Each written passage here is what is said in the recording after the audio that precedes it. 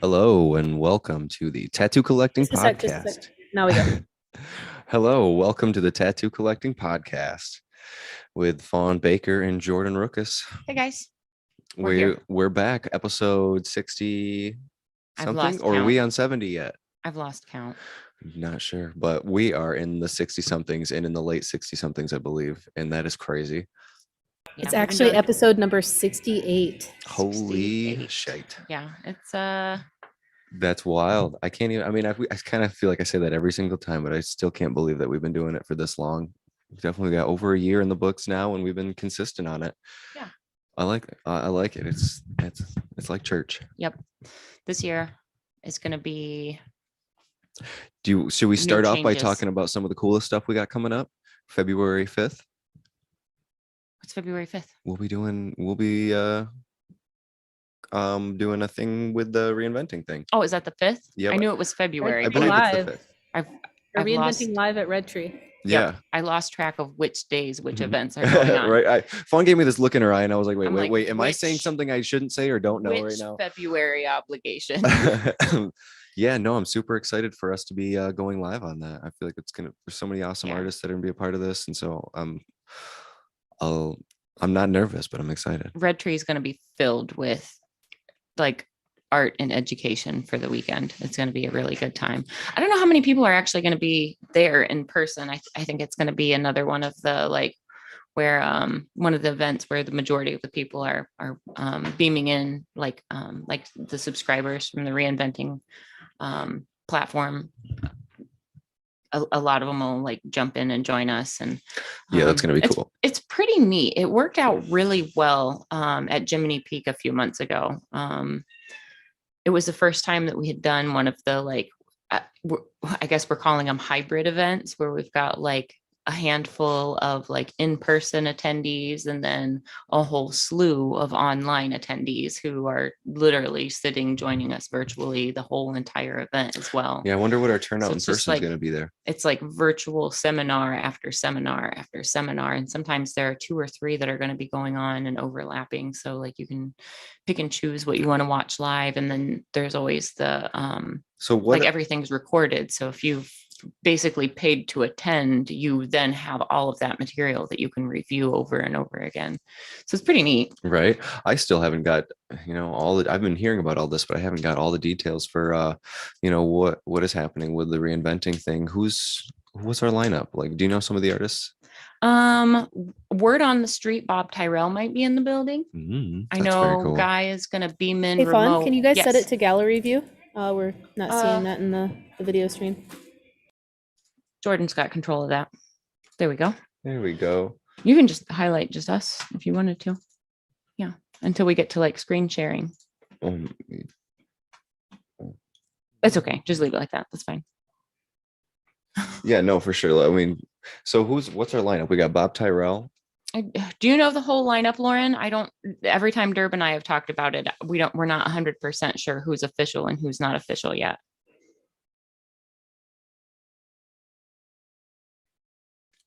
Maybe she can't join in right now. Oh, it's okay.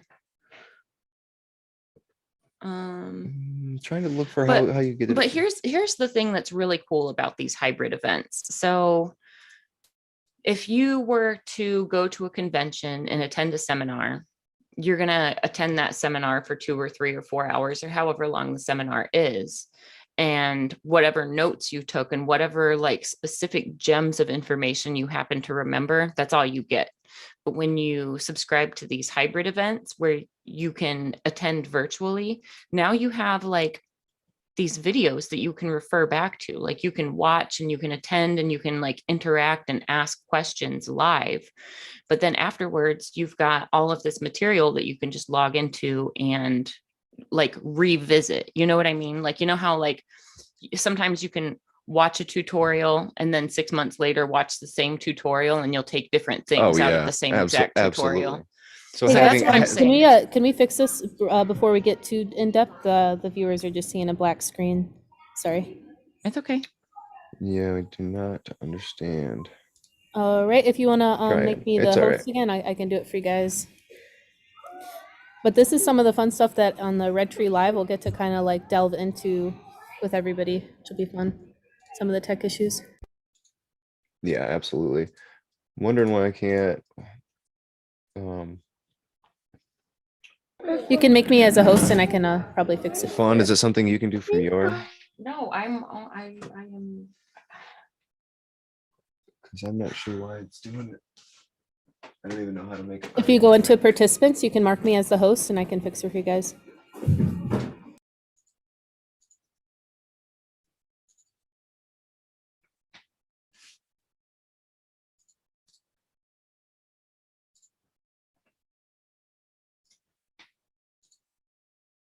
How do I make a host from in the participants?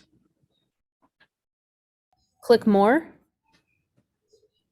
And here we go. Here we go. There we go. Everything's good now. Is it? Yep, I fixed it. You fixed it. You got Yeah, it. Okay. Reclaimed the host. But yep, that's awesome. So sorry to interrupt everybody, and thanks It's for okay. watching. No, It's it's all okay. good. Thanks I was for- sitting here trying to figure, like, I'm in the background here. I didn't know if I was on the screen or not. I was sitting here trying to scramble while she was talking to figure it out, and I couldn't do it. Yeah, I mean, I think everyone loves hearing what you have to say, but they probably also really like to see you. So we're all good. So that's all right. I didn't put my makeup on today. Nice, Jordan. Nice. Do you by chance know the confirmed lineup for who's going to be at Red Tree? I was saying a minute ago, Derb and I have talked about it, but I know a lot of people were still tentative last time we were bouncing names around. I know that Gabe had updated the website like this week or so. I know Bob Tyrell. I know Yep. some people like I know Jesse Smith will be there as well. Okay. A few people will be beaming in, and I'm not sure if that's Nick Mitchell or not, but Nick Baxter will be beaming in. Guy Aitchison will be beaming in. I know that I'm going to come down. Tony Urbanic's going to come. There's a lot of people that I'm not exactly sure that are going to come, just to check out the event. So it looks awesome, and the content that they have on that website, if you want to pull it up and screen share, I can find the link. But yeah, it looks like a great time. I'm really looking forward to it. Oh yeah.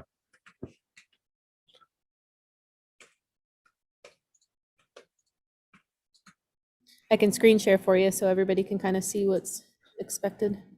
Oh, you're getting there faster than I am. It's Yeah. almost like you do this for a living, Lauren. Well, you'd be surprised where I'm at right now. I'm with my kids, so. So we have the main site here. It's at reinventingthetattoo.com, and then live at Red Tree will take you there. And it gives you a guest list. Jillian Marie, Renee Little, Jesse Smith. This is stellar.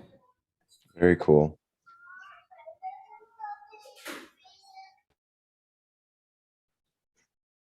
Yeah, this is going to be a fantastic. I didn't realize Conan Lee was going to be involved. That's great. Nice. I think he's teaching a seminar as well. Fantastic.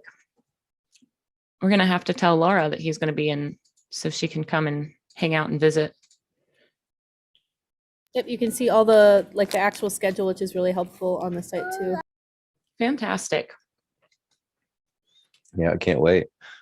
I can't wait. It's so nice that it's actually at Red Tree too. I had to drive all the way to Jiminy Peak. Not that it was a bad drive. I got to see Niagara Falls on the way, but it's going to be nice to just drive to work. Yeah. Is this the same hotel that Hell City is at? Yeah. Oh yeah. Yep. I should have read the small print. Yeah, that's cool. I've been there before. I'll probably stay there then. Yeah, it's really pretty close to where we're at, Lauren. It's maybe a mile. So Oh, okay, three perfect. 3 or 4 minute drive. It's pretty close to the studio. Awesome. Yeah. I can't believe that's already coming up February 5th. I totally thought it was later in the month than that. I'm such a stoner. I can't keep any of my days straight. You know what I do? I know what I have going on for the next 2 days. That's it. I know I have stuff going on, but what is it specifically? I have to look at my schedule if it's further out than 2 days. I'm gonna be honest. I'm pretty much about the same way the next 2 days because that's all I really need to focus on. I don't know, the way I work with my drawings and stuff. I feel like I only need to know a couple days beforehand. Thinking about it, thinking about more of that kind of stresses me out. I try to keep things as stressless as I can while also being as mindful as I can. Hey, Lauren, are you seeing us on the screen right now? Let me check. Nope, everything looks good. Everything looks good? Yep. Perfect. Perfect. Jordan, what's our up? topic for today? Our topic is today is the do's and don'ts and some forms of photoshopping. So photoshopping.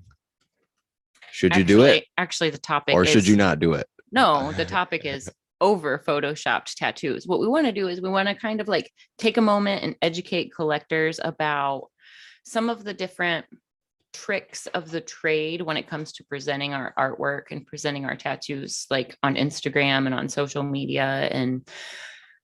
And with the modern era of like just such easy video editing between Procreate and Photoshop, where is the line where it becomes dishonest?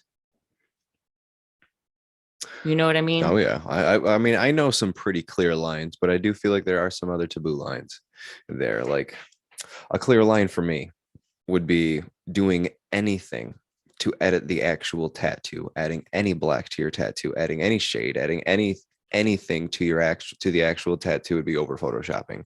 And I feel like it's cheating. Like let's say you forgot to do one area in the tattoo, or like maybe, you know, like dot work or something, and there's like a little shape that's undone and you go back and fill that in. Nope, that's a nope. If there's an area that you wanted to be a little darker, so you went through and kind of darkened it up just a little bit, you know, just that airbrush tool, just kind of zoop. No, you can't do that. Backgrounds. I feel as though I'm totally okay with editing backgrounds out. Like I feel like there's no qualms at all about putting whatever kind of background in that you want. But then that comes into play of, you know, are you making it too busy? If you're adding, you know, I don't want to get into like the how-tos of how to do this stuff, but also I see, you know, people adding tons of different background elements and things. And I feel like there are ways that make it look nice and simplified. And then some people kind of overdo it a little bit and just start over editing and just adding everything to it. But I don't know if that's as important right now as the being genuine. Yeah, conversation. there's a level of integrity to how we present our tattoos. Like a lot of my tattoos are so large that like I, for instance, like to take videos. I like to like show the whole body part because usually my tattoos exceed what you can see from like one plane of the body. You know what I mean? So like when they're that large, it's really hard to get a single photo to represent the piece. So that's one of the reasons I like to use videos so much, but I do also use a polarizer. Some people say that's cheating, but I feel like I don't think so. Polarizer is great. It's the way to really see something without light bouncing off it like crazy. Yeah, I feel like if you understand what a polarizer is, what I'm doing is I'm organizing the light in the room so that I can record a more right. You're not changing anything. Just the people that are jealous are the people that don't have a polarizer, I feel as though. Because it is a little expensive, and there's two things you need the filter, and then you need the filter for your phone or your camera or whatever it is. But then there's a line. So what about the people that take photos that were photographed with a polarizer and then they take them into whatever editing software and they start playing with the contrast and they bump the black point way down, and you know, I feel as though that's when you start cheating. I feel as though you can change your backgrounds. You should really work on not overexposing things so you can have your blacks be a good black when you first take your picture, because you shouldn't have to change your intensity and all that shit. You're not changing it. If you're changing it for the background, change your backgrounds or edit in a new background. You're not changing it for your tattoo. You want your tattoo to show up right, but you also want it to look different than you want it to stand out, you know, from your background and everything. So like, I don't know. I'm not a fan of bumping things. If I ever do it, I do it by like a couple percentages, a little bit, if I'm ever changing it. And it's usually only because I'm doing the background. I want to change the background a little bit. I want my black in the background to be a little blacker, or there's light bouncing off my tattoo in a way that I didn't want. And, you know, I was taking quick photo with my phone or something. And so I'll maybe like change the exposure or something like that or not the exposure, but the contrast when I'm putting it on Instagram a little bit, but Mhm. I'm so careful about that because I don't want to change the way I'm very happy with the way my stuff heals. I'm very happy with my blacks and stuff. I don't want to show them any different than what they're actually going to heal out first off, because I don't want people to get the wrong idea, think that my shit's going to heal out like the fucking blackest black that anyone's ever seen, because Instagram's making it look like that. And then when they get their healed tattoo, they're like, oh, must just be their Instagram photos that are making it look like that because they're so heavily edited. And it's like, I don't know. I don't want people to think that. I don't think that every single time I post and stuff, but just in general, is kind of a rule. I'd like to be a bit more genuine. Yeah. Yeah. I feel like there's a lot of integrity when it comes to like how we present our work. There are challenges. There are definitely challenges to photographing a fresh, moist, red, bruised tattoo. There are tricks. Some people say that simply turning your photo to turning it into a black and white photo. Some people are even of the mindset that that is cheating, but like, I don't necessarily think that's cheating. Some people have like all black and white photos for the sake of like continuity on their page. You know what I mean? I think that's fine, because I think something like that's still going to show it for what it is. You're not changing too much, and I don't know, you're making it a little bit simpler on the eye. And I think it does tend to make stuff look black and gray look a little bit better. But there is something I love about those black and gray photos. And I Mhm. think people can still be in control. I feel like what your Instagram looks like, it's still an art. Like you can make that into an art, how you present your things on Mhm. there, Like just how like, your page is curated. right. Just, having a nice portfolio, we can control what that looks like on a bigger scale. And I think that's one of those things where we can take control and do it a little bit, do that more. So I'm all for that. But if you're starting to go back and edit photos in a way that's not the way they were tattooed, Mhm. I've heard of people going back, just like I was saying, like adding things that weren't there, or like shades that they would have rather had or something like that, and just try to lightly blend everything, Mhm. change the contrasts and stuff so it looks even more blended in. Mhm. And stuff like that's a big no. If you have to touch your tattoo at all, like, hey, go back and fuck around with your tattoo, completely change it around on Photoshop if you want, just for your own sake, just to be a better tattoo artist and see what you could have done differently. But don't post them. Don't post it. That's actually a super good idea. I learned that from Guy. Yeah. That was on Guy's reinventing thing Like before I even met take a him. finished project and be like, how could I make this better if I had it to do again? Take a picture, bring it into Procreate or Photoshop or Clip Studio or something, and then but you can't see what share you would've that done. as if you did it. Yeah, no, you can't. It's not for people. That's for you, but that would be cheating. You can't even pretend like your intentions weren't to do that unless you fully make it clear. Mhm. That like you show the two images or something and say that I did this to see if I Mhm. could have done it better. But it's a personal criticism thing. I'm Yeah. all for that, and I love doing that, and I've done that in the past, and I kind of dog on myself for not doing it as much lately, because I think it'll always help. It'll show you something, how could I have done this a little bit differently, and you can work in a way that maybe you didn't have the balls to do while you were tattooing. Yeah.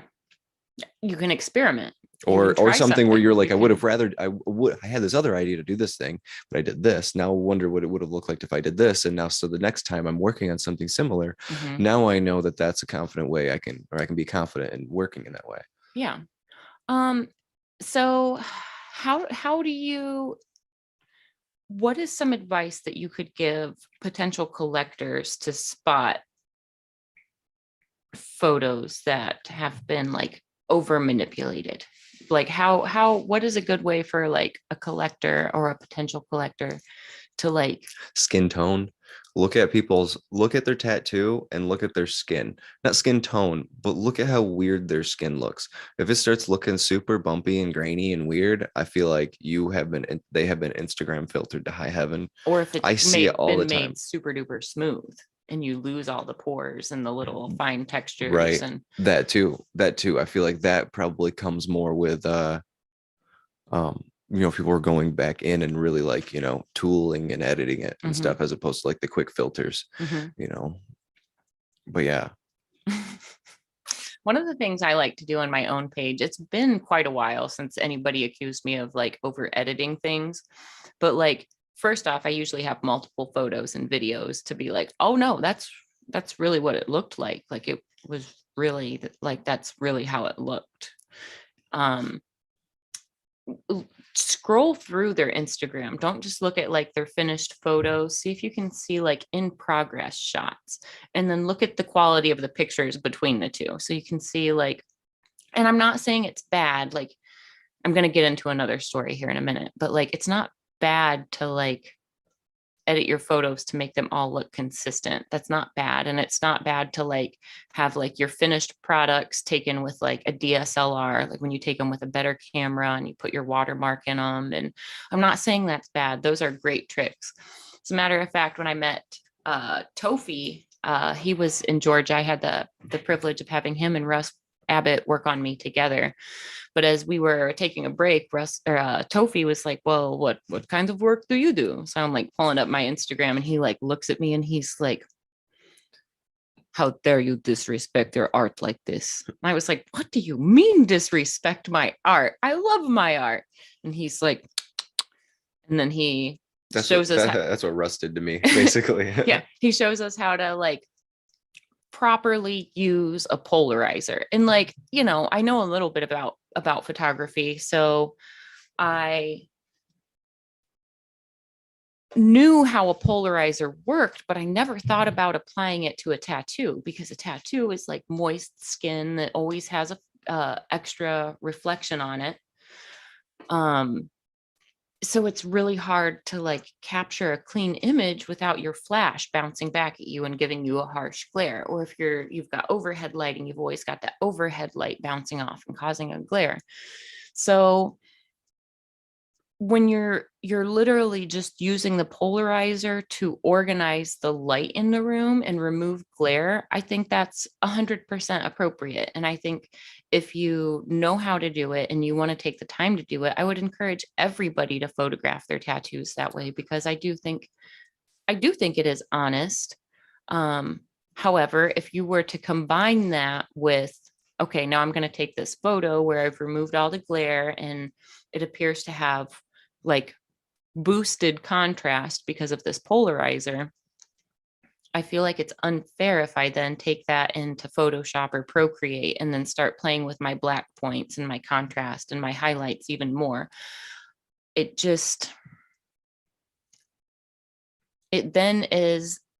now is a photograph of something that doesn't exist in real life. You know what I mean? Mhm. Like when Right. you've changed it to the point where like you've bumped your contrast, so you lost all your middle grays, so you're looking at a very posterized flat image. I mean, it looks graphic, it looks bold, and it catches people's attention as they're scrolling, but is it honest? Is that what their tattoo is actually going to look like?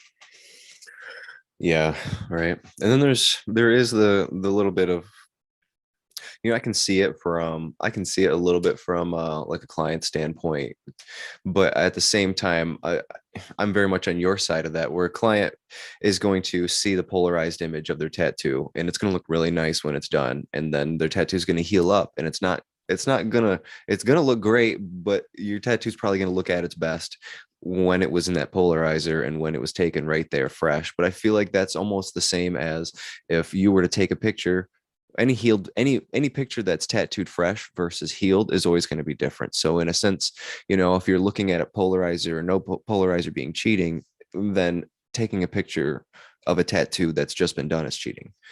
You know what I mean? I mean, yeah. I'm not saying it's cheating. I'm saying that like they're kind of hand in hand. Like if you It's think just a using polarizer is cheating, then taking a picture of a fresh tattoo would be considered cheating, because it's always going to look a little bit different when it heals out. And so I can see like a client being like, oh, my tattoo looks more matte now. It doesn't look, as shiny and as beautiful as it looks on that fresh Instagram Mhm. photo. But like every tattoo you see is going to be that to some degree a little bit, because when they're unless they're healed photos, and but when they are fresh, they're always going to be a little bit shinier, a little bit, fresher. Yeah.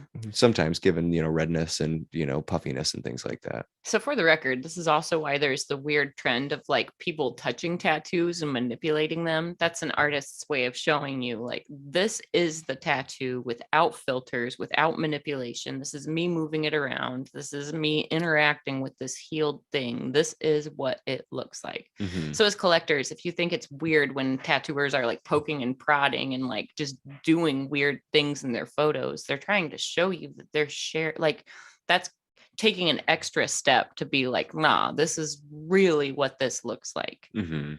You know what I mean? Like Yeah. it's to the point now where artists that really do like unbelievable work are showing you like, no, I figured out how to make the blacks look this black next to that fluorescent neon pink, Mhm. you know, and some of those aren't really necessarily even photography tricks. Some of those are just using extreme complements next to one another.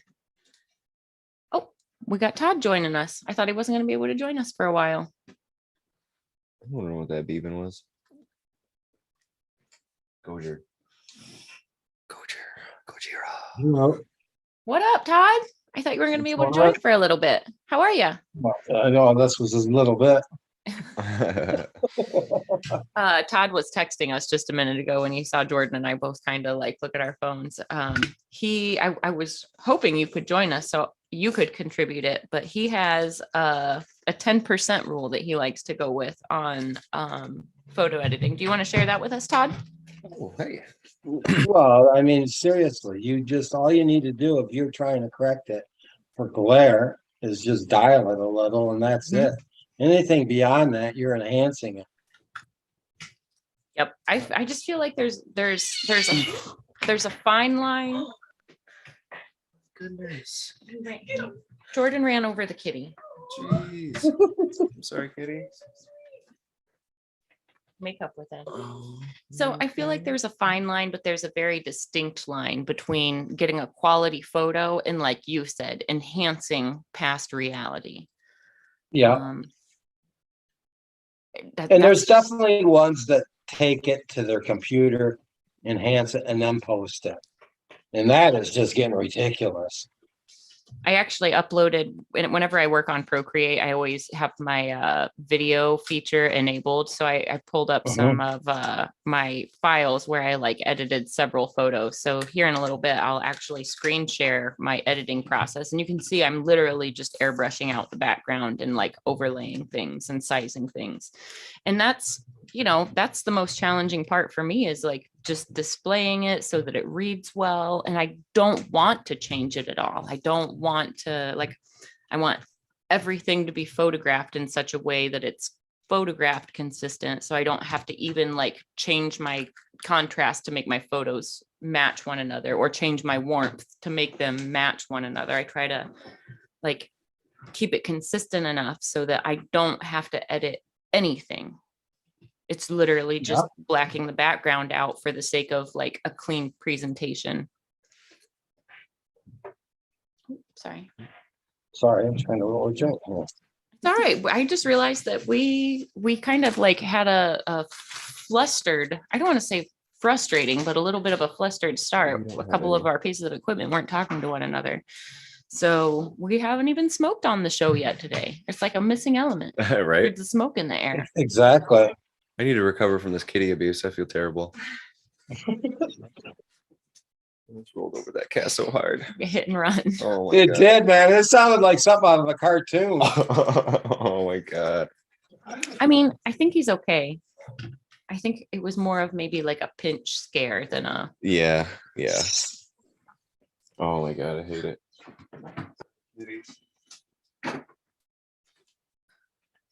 So Todd, last night, I was preparing for today, and I was, I had some things that I already wanted to talk about for sure. But as I was like trying to find photos to talk about, I Google searched over photoshopped tattoos. And it's so funny that like there are just certain specific artists that you'll just see them over and over again when you search the term over photoshopped.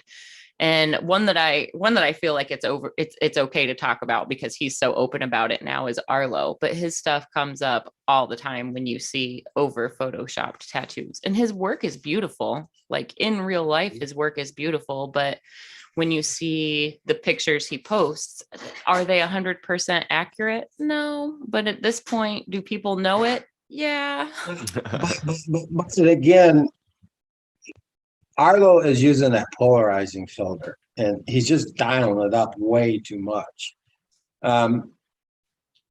Arlo's not throwing it in Photoshop and doing anything like that.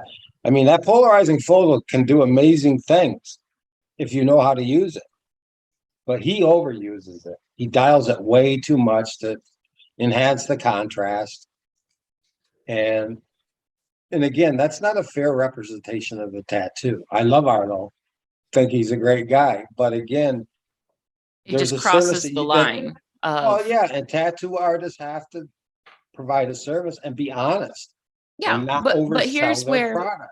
here's where I can Yeah. understand it at the same time, but I just want I want collectors to be aware that this happens. And this is why I don't necessarily, I'm not going to say don't do it, but like you are using like artists that are over polarizing and over editing. It is a marketing tool, and they are using that tool to grab people's attention, to get people to look through more of their photos.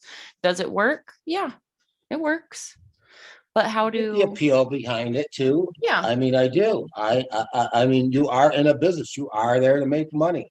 Yeah, I get I'm not saying don't do this to your photos. Don't make your photos look like rock star posters. Like do it, but also share the honest photos as well. You know what I mean? Like make it look fantastic, but also share an accurate, like in the live or natural, like, you know what I mean? Where like your clients will send pictures of like their tattoos in the wild. Like Well, share it's that like, stuff. So it's the expectations are realistic. well, Paul Booth had a post about a year and a half ago about all this. And, his challenge is that people post healed tattoos instead of fresh tattoos. Mm-hmm. And I think that should be the push. But the problem is how many people are able to go back to their artists and allow them to take a healed photo. Well, and clients are pretty good at sending photos like to show how their tattoos heal after the fact, but it's not always the right angle. It's not always like the The right way. lighting. Yeah. Yeah. There's just there really are a lot of challenges to capturing a good photo of a tattoo. Like There whether are. the tattoo is good or bad, there are challenges to capturing the photo. So some people know the tricks and their photos turn out great every time. And it really is, they're a fantastic tattooer and they're a fantastic photographer. Is that dishonest? No, but It's not dishonest. I mean, again, you want to present your product in the best possible light, and I'm okay with that as long as you're not over representing what you're doing. right.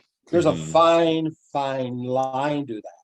Yep, there's a fine line, but it's a really important one. And I'm surprised we haven't gotten on this topic before, because it's one of those, there are so many gray areas where like, is it wrong to Photoshop your tattoos? No, but like, is it honest? It depends on how much you're changing it. It depends on what you're doing to it, I don't know. There's a lot of gray areas, and there's never like a don't specifically do this or do specifically do this. But there is a level of like, as artists, we can either be a con artist and we can represent work that we're not capable of pulling off, or we can be an artist with integrity and we can share work that we do and work we are capable of. And like, if you see this photo today, I'm going to do that quality of work tomorrow, and I'm going to do even better the day after that. Like Mhm. there's just that integrity factor. Like we have all these tools to edit things, and things can be edited in such a way that the average viewer won't even know. Does it make it right? Does it make it wrong? But like, I just feel like as artists, we have a responsibility to our collectors to be honest in how we represent ourselves. And as collectors, I mean, you've got to you have the responsibility to have to like learn how and to see through it. You know what I mean? Mhm. I don't know. Let's fire this up. Oh, Yeah. Todd beat us to it. Just talking. Yeah, I just sent you a one artist that really overdoes his photos, and he's a black and gray artist. I sent it to you, Fawn. On Instagram or? Yep, Instagram.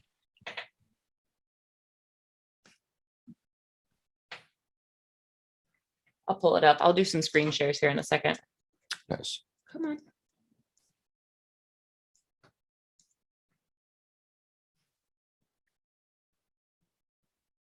I mean, if you're looking through he has a scene where he has like a church window. No way should that window look like it's glowing.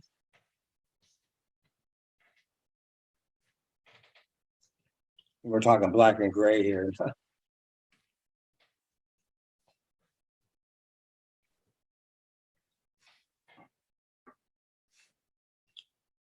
Oh yeah. So this is a good example of like how much of the background do you black out? And on this one, this is like, I want to talk about Tofi's photos too, because they're the opposite of this. Do you want me to go ahead and screen share this now, Todd? Yeah, why don't you?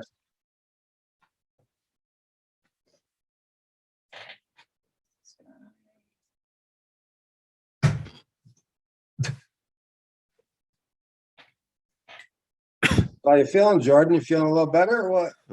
Yeah, I'm feeling better. Yep, definitely. How's your kid doing? Your son? Yeah, he's still feeling like shit.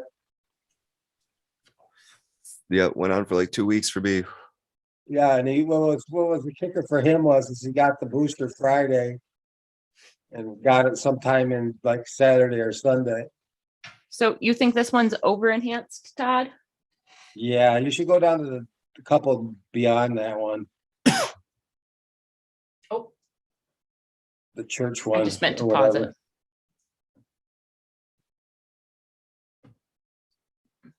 Pause this.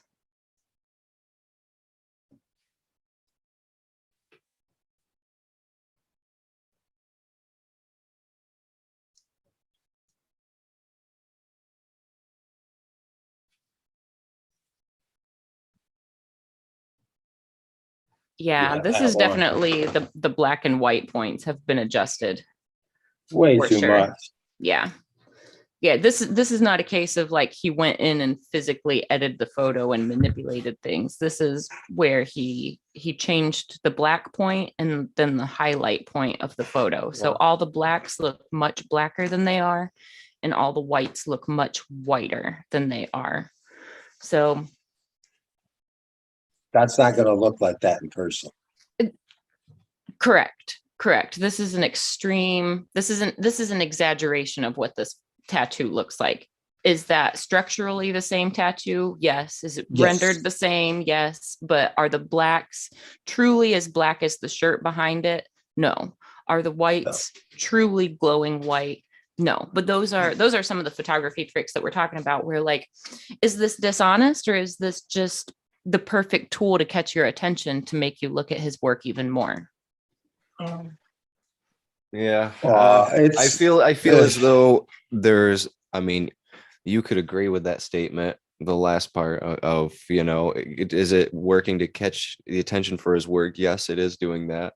But Yeah. then again, because it's never going to look like that. I'm just trying to be devil's advocate and see both sides of the coin and see that like there's not necessarily a right or a Right. wrong. So but what I think in that range of what's right and what's wrong, something that I do genuinely agree with is do whatever the fuck you want. So like if you want to over edit your photos and be that way, fine, do it. But also like, you're not being genuine. People see that, other artists see that, but it does create, the problem there is that it creates a standard. And so it does the industry wrong when people do that. It's not that it's like, it's the biggest mean- deal The that other one thing- the person's other doing flip it. side to that- There's still a good Mhm. artist and all that, but it's still like, it still reflects on the rest of the community wrong, because even though you're a super awesome artist, now you're presenting yourself as like the best artist, just like, absolutely like ungodly blacks and things like that just can't fucking happen. Well, and here's the other flip side though too, is again, we are educated people. We understand the process of what goes on and how tattoos should look when they're done. You get the average Smo that looks at that photo and he really believes that is going on his skin just like that. And that's the problem today, because I've heard a few artists bitch about uneducated people coming in there and going, why can't it look like that? Right. Why doesn't my tattoo look that black? I mean, he did it. They Yes. do that. Look at this whole guy's whole Instagram is that, and you can't do it once.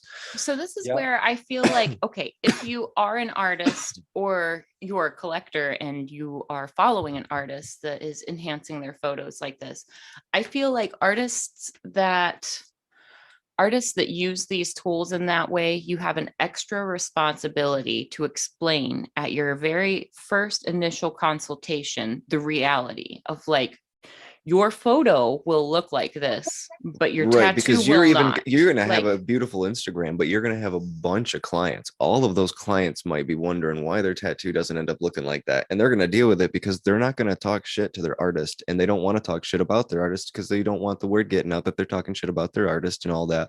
So like people might be really upset that their tattoos don't end up looking anywhere near as good as their super, polarized and edited photos end up looking. I mean, I might. Well, I personally, well, I don't here's- really, I wouldn't, I don't know how much I would necessarily care because I don't know. But like, if it was a significant difference and every single tattoo is looking like that, I can imagine some people having, tons of their clients and people don't even realize it. And the artist doesn't even realize it, that people are actually kind of upset. Your Instagram looks great, but the reality is that your clients are actually like, huh, wonder why it doesn't look like that. yep. I want to share this example. This is from a demonstration that Russ Abbott put together. And this is the literal raw iPhone photo, no filter, taken with one spotlight on it. And then the photo next to it is a raw, simple, just the simple cheap polarizer on an iPhone. So this is literally the same exact photo side by side with and without a polarizer. So this is to demonstrate how much of a difference that polarizer can make. But if you come down here and you look in like the mouth, that black, you can still see the texture of the skin, even though it's pretty black. Like side by side, these look like a world of difference in quality and tattoos, but it's really just a better photo that's taken. But where it's still honest is you still see these little, like, these are textures of the skin. This is how you know it's actually skin and it's not over manipulated. Like, see right here, you see these little dimples? That's where the pores of the skin actually are. You know what I mean? This lets you know that, like, yes, a polarizer has been used, but there's still so much integrity to that image. That's still what that tattoo looks like. Right. Without the interference of the light and without the interference of the texture of the skin, making the light bounce off it, because you can see every little highlight off of, every little one of those bumps has got a little highlight on it. And those highlights don't exist in the actual image. They exist because the light's bouncing off a 3D surface. Yeah. Where if we were to take the same photo of the same Hanya mask and we were to bump up the contrast, make the blacks look blacker, the whites would all look brighter. It would actually look like there were more whites than there actually are. That's where it starts to become dishonest. And then at the same time, if we do that, we lose these like little subtle transitions right here, where these are like delicate and important to the tattoo, where if we bump the contrast up when we've already got a good, honest photo, we actually start to lose this little bit of information, and we start to lose these subtle little like cool blues in that dark. They'll just read as like black next to almost black. So, this is, in my opinion, this is totally acceptable, totally honest. Yes, I believe that. It hasn't been enhanced more than just the tool to capture a good photo. Now, wait, I got one thing to go. To go back when you said about talking, your artist should talk to him and that. Now, I know an artist that's had that problem trying to educate his clients about it and how it's changed the photos and that. And I'm telling you, there's too many out there that just actually believe that that is 100% the tattoo, and that it's possible to do that. And that is a disservice to everybody if artists are doing that.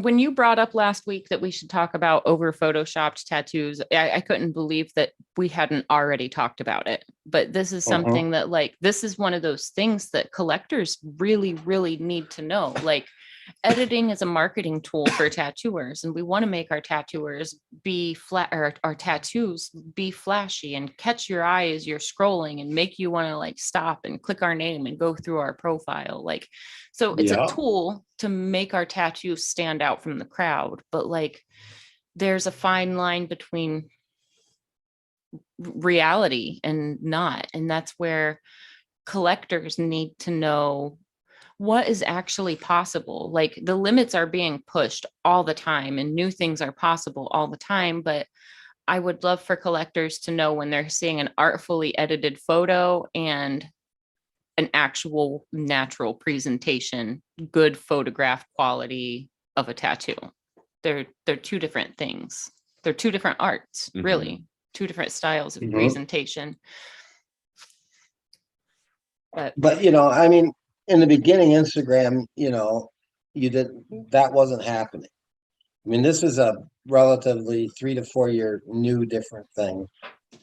This is one of the reasons I think it's really important to scroll way back in an artist's feed too, because you can see how like they've evolved as an artist and how they've grown and things like that. But you can also see like where marketing tricks kind of came in and where like artists will kind of like tighten up their like image and start like making their posts more consistent and making things all like work oriented. And like the further back you scroll on somebody's feed, like I'm not saying creep 17 years back on everybody, you know, but like when you're looking for an artist who you want to connect with and you want to wear their work for the rest of your life, take the time to just scroll back and see what they're about.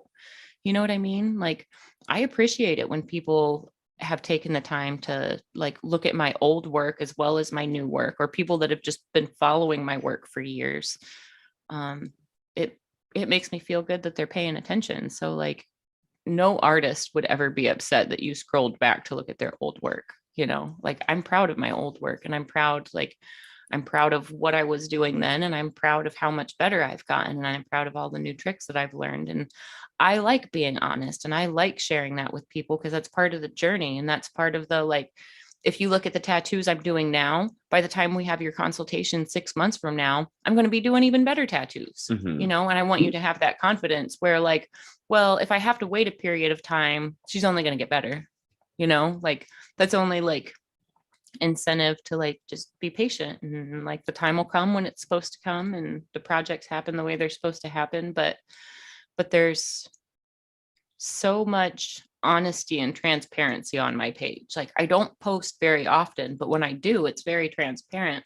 I've been sharing live videos of myself working, like I'm sharing close up of the process and the tools that I'm using. So for me, being honest and sharing my tattoos while they're still bloody, while they're still like peeling, while they're like in the awkward phase of like almost healed, but they look weird because new hair is growing in. And like, I like sharing all of those photos because that gives other collectors, that gives them like a realistic look. Like that's what my tattoo is going to look like when I'm wearing it. And that's, to me, like, I want to get good photos. Don't get me wrong. I want to record my work for myself, but like the most important thing is how that tattoo wears and how that collector is able to show that tattoo off and the reactions that that collector gets. Like that's way more important to me than how many likes I get on a photo. Like it's still about the collector. And I honestly, I think some tattooers lose sight of that. And that's where maybe, and this is an opinion, but I think that might be where a lot of the over editing comes in. You're forgetting that it's about the collector, not you, you know, like,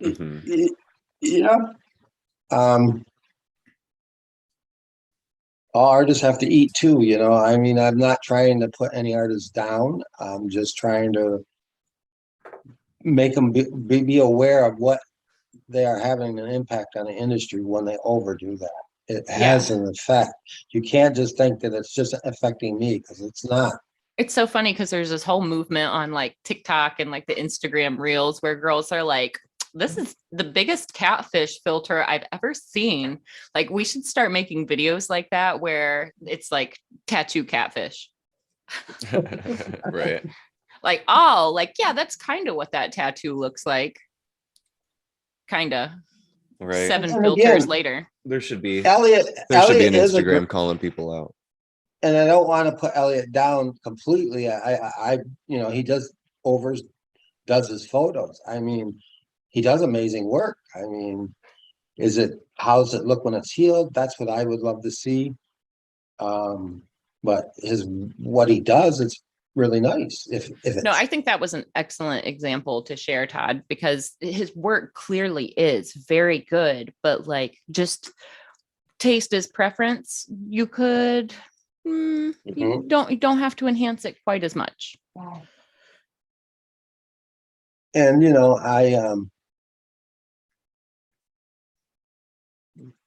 yeah, I mean, I just want to emphasize I'm not here to bash artists because I'm not. I mean, Arno's a friend. I like Arno a lot. Does he oversaturate his photos? Yes, absolutely. I'll be the first to admit it. Well, Does he do amazing? he's talked about it now, and he's talked And about does why he? he Yeah, I does know. it. Yes.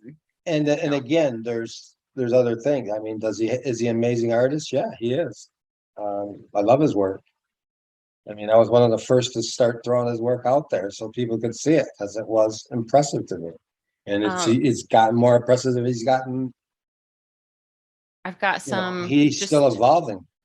random pictures that I grabbed off of Google last night, and I tried to grab ones. I keep getting tangled in my own cord. It's awful. So I tried to grab some just like random artists off of Google. I searched over photoshopped tattoos, and I tried to just grab a handful that were different styles of just like what we're talking about. They're over enhanced, Just but the like epitome of them. I wanted to kind of keep it anonymous, but you're definitely going to recognize a few of these artists. And if you go to their Instagram pages, like you see the continuity and the flow and the color theme through everything, but like I see exactly why they do it.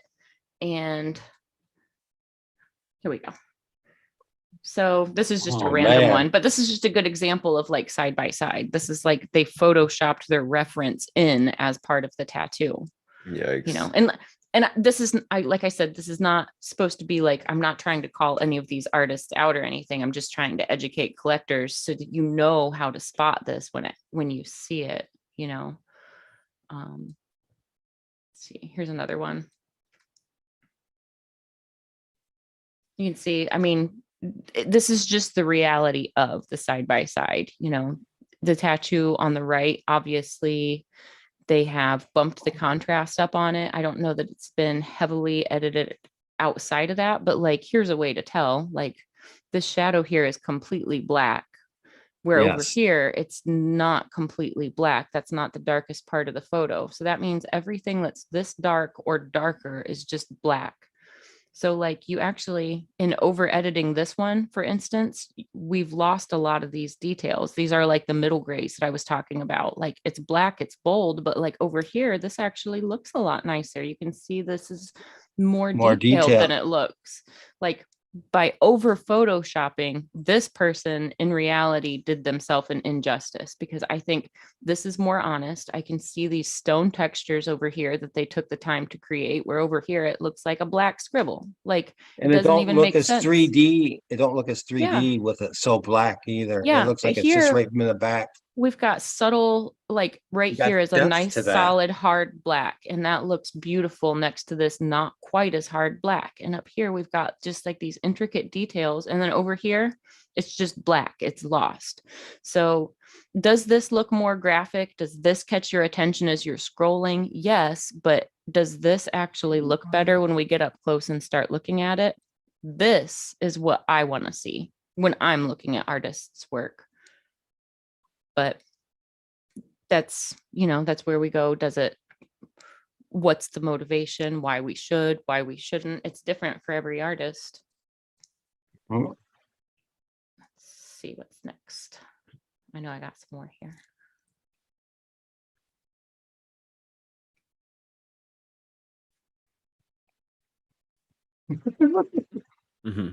So here's an example. Like, is that just because the tattoo is totally healed and the whites are underneath the melanin, like the pigment part of the skin? Is this just natural? Is this natural healing? Like, I like seeing this side by side. This could Well, honestly be as I can simple add as to fresh I can versus add. healed. Well, I can add to this because I've actually seen this tattoo work in Okay, person. share with us. So part of the problem is that the guy is a really buff dude and does a lot of work working out in that, and he's definitely probably steroiding it up. And steroids do have an effect on how you heal. I've never considered that, but it makes perfect sense.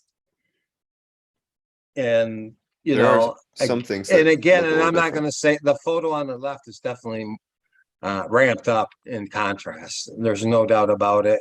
The guy is very heavily tanned, so artists know what working on heavily tanned skin is all about. Hmm. So it's not easy. It's tough. But like, So to be fair, still a fantastic tattoo. Like, I tried to pick yes, ones that were like good examples of like the reality Yeah, of like not a how it bad might tattoo be by any presented means. on Instagram or on social media or in magazines versus like what it looks like in the wild, fully healed. You know what I mean? Like, well, and the one still a great tattoo. the picture on the right is not a very good picture to begin with. There's a lot of glare on it. And there's Like a I lot of said, manipulation. The hands are moving the skin around. Yep. Things are Yeah. stretched. Like I said, I was Yes. trying to grab random pictures that didn't necessarily Yeah, have no, any lean No, we get towards. it. Yeah. for sure. But I like Todd's explanation as well on the nature of the picture too, because it is true.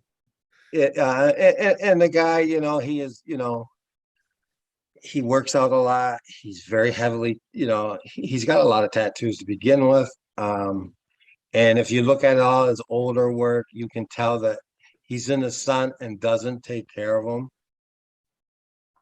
Again, if Right. you don't, But still a you're not using proper. sunscreen, I'm gonna grab coffee. you're I think gonna it's wash still your a proper. tattoo out. It's still a good example of the Photoshop effect though, because you can for sure see in the first one Where the whites are, those where the whites. whites are highlighted, and the black.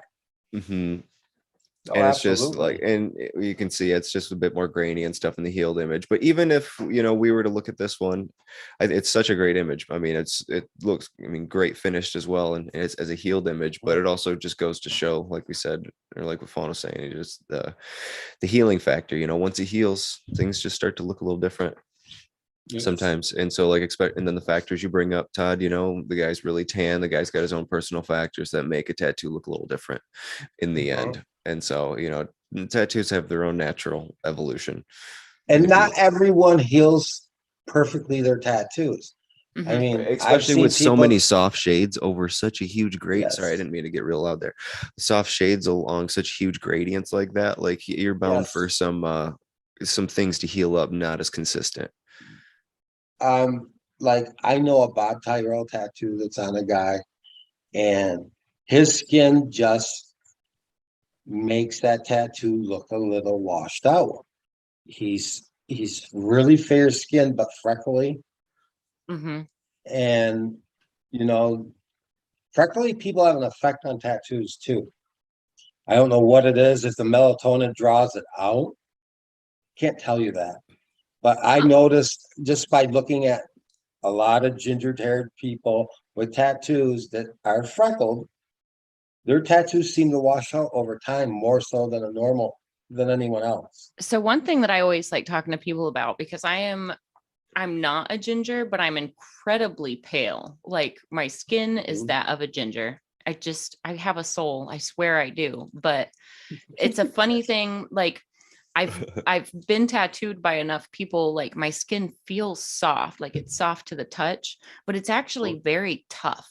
And what I find as a tattooer, like, I've worked on so many Black people, I've worked on Hispanics, I've worked on Hawaiians, like I've worked on people from the Middle East. I've worked on a lot of different skin types, and the people that are the hardest to work ink into a lot of times are the most pale. And I don't know if it's because, like, our ancestors had to, like, we had to build defenses from cold and rocks instead of the sun. I don't know, but for some reason very pale people a lot of times have very tough skin, and then add the inconsistency of freckles all over the place. Like, Yeah, I feel like it's there's a not back the and easiest. I do feel like there's a back and forth with that though, because at Chuck, the same, like, because I feel like a lot of pale people that I tattoo tend to have much more sensitive skin and much more softer, easy, like tender skin as well. So but I also I see the more gingery skin that's more tougher and Yeah, stuff. like So with it's, full color work, my pale people are the ones that I'm going to have to saturate things more to make sure that that color is there and it's going to stay there. But here's the thing, they're pale. That color should be extra brilliant, and it should be like extra, like that's kind of the trade-off. Like, it takes a little bit more work to get it in there, but once it's in Right. there, And I do think the oh, they glow. lights are really My- yeah. light colors are really funny on, Mhm. people that are really light skinned, where, you got your 10 to 30% colors, 0 to 30% colors values Mhm. that are showing up on someone who's trying to make those show up on someone whose skin is already 10%, Yep. white. Yep. Okay, this next one that I want to talk Well, about. before you get going, Chuck's gonna join us, Oh, sweet. so he should be there in a second. Just keep an eye out for him. Awesome. This is our boy Arlo that we've been talking about, and this is an excellent example. This really isn't a lot of, like, this is just a polarizer. This is just a good example of, this is what it looks like when it's being worked on, and then what it looks like when you take the time to photograph it with one light source with a polarizing lens. And it's still a great tattoo. I mean, Oh, it's fantastic. One of the reasons I definitely don't want to come off as I'm like, because we've brought Arlo up a few times. I love Arlo's work, and I learn from Arlo, just seeing the things that he's done over the years. It's like, oh man, if he can do it, I can do it. So that's one of the reasons I'm comfortable bringing Arlo up, is because I do respect him, but he's just the perfect example of, he's doing great tattoos, but are they enhanced? Yeah. well, the but other they thing are that I great want to, tattoos. Arlo is still a young tattooer. How old is he? A He's bit. got to be my age or younger, right? I think he's about 30 now. Oh, he's a lot younger than me then. Yeah. And then the other thing is that, he boomed onto the scene so early in his career that he still was learning Mm-hmm. to properly apply it correctly. And Yep. he's gotten better at doing it. I've seen later work that looks a lot better than his earlier work. Mm-hmm. And that is the nature of the whole industry anyways. And that's Yep. something that up and coming people coming in the industry also need to know, that if you get someone very young, they're only going to get better. Young, they're only going to get better, but you may have some issues with them because they're just not as experienced as someone. Mm-hmm. I mean, like Megan told me one time, and I sort of agree with it. When you're 7 years into the industry, you're pretty much know how to do everything that you need to do correctly. Before that, you're still learning, and you're probably going to have issues with your tattoos. I'm not saying that you won't later on after, because skin and people heal different. So Yeah, there are a lot of lessons that you can't learn until you see your tattoos come back 5 and 6 and 7 years healed. Like, once you see Yes. a tattoo come back that is 5 or 6 or 7 or 8 years old, and you can see what is still strong in it, you can see what like might need to be beefed up now that it's gotten some age. You can see how things age on different skin types and different body types and different like activity levels and lifestyles. All of those things, like, you can't understand how different people are going to heal until you've worked on all different kinds of people. And that comes with time. Like, Mhm. no matter how much you read, no matter how good of a learner you are, no matter how talented you are, you're still going to learn, because there are so many variables from one person to the next. And then on top of that, so many variables from one project to the next. So that's like, it's exponential opportunities to continue learning all the time. And there's like, I don't know, that no matter how long you tattoo, there's more to learn, because this community is growing, the art is growing, the science is growing, then the the way we share knowledge with one another is growing. So it's one of those, like, I don't know. Yeah, 20 years ago, an I feel artist you. had to script and, had to almost dig knowledge out of people because no one was sharing it. With the advent of the internet and everything else, I mean, tattooing has just exploded since the knowledge base became pretty out there for everyone to consume. Now, I mean, there's a lot of artists that can come out banging at 2 years, and you just look at them and go, "How's that possible?" But the knowledge is out there. I should know this artist's name, but for some Brando. reason, you know who this is? Brando Chizia or something like that. Yeah, I know. I he love is. this He's an artist. Italian guy, ain't he? Yeah, I love him. But this is just a super good example of, like, this is how his work is represented on his Instagram, and it's always very similar color schemes. There's those vibrant hot pinks and lavenders and everything. And then next to it, you see what it actually looks like in real life. This is awesome. This is exactly what I'm talking about. It's not necessarily dishonest. He's just manipulated the photo to kind of like fit with his brand and his colors. But this is where I think at his consultation, he needs to have that talk. Like, I hope there's like a discussion of, this is actually what my tattoos look like once they're healed versus the last 100 photos you've seen. Well, that I mean, how many different tones are there in those colors of pink versus the healed part? Right. I mean, it's just Right. Yep. But like, it's so distinctive, and it's still so signature him. Like, I just thought this was another good example of, like, it's a phenomenal tattoo. The colors have just been manipulated just a little bit so that everything fits and flows on Right. And even his Instagram page. even having the background there, changes the way your eye sees it so much Mhm. because of the colors that are there. The other one's even like grainier. Like, I feel like the image quality is even worse with the second picture. And here's another one. So it's also, you might have someone like the client who took that picture later, and then you have the picture of him who took it right off the bat with maybe a nice camera. So I feel like there's a little give and take. I just thought this was a good example of, like, this is reality. Like, these first two photos are obviously close-ups of the third, but they're taken closer up. They were taken with a better camera. They may or may not have had a polarizing lens on there.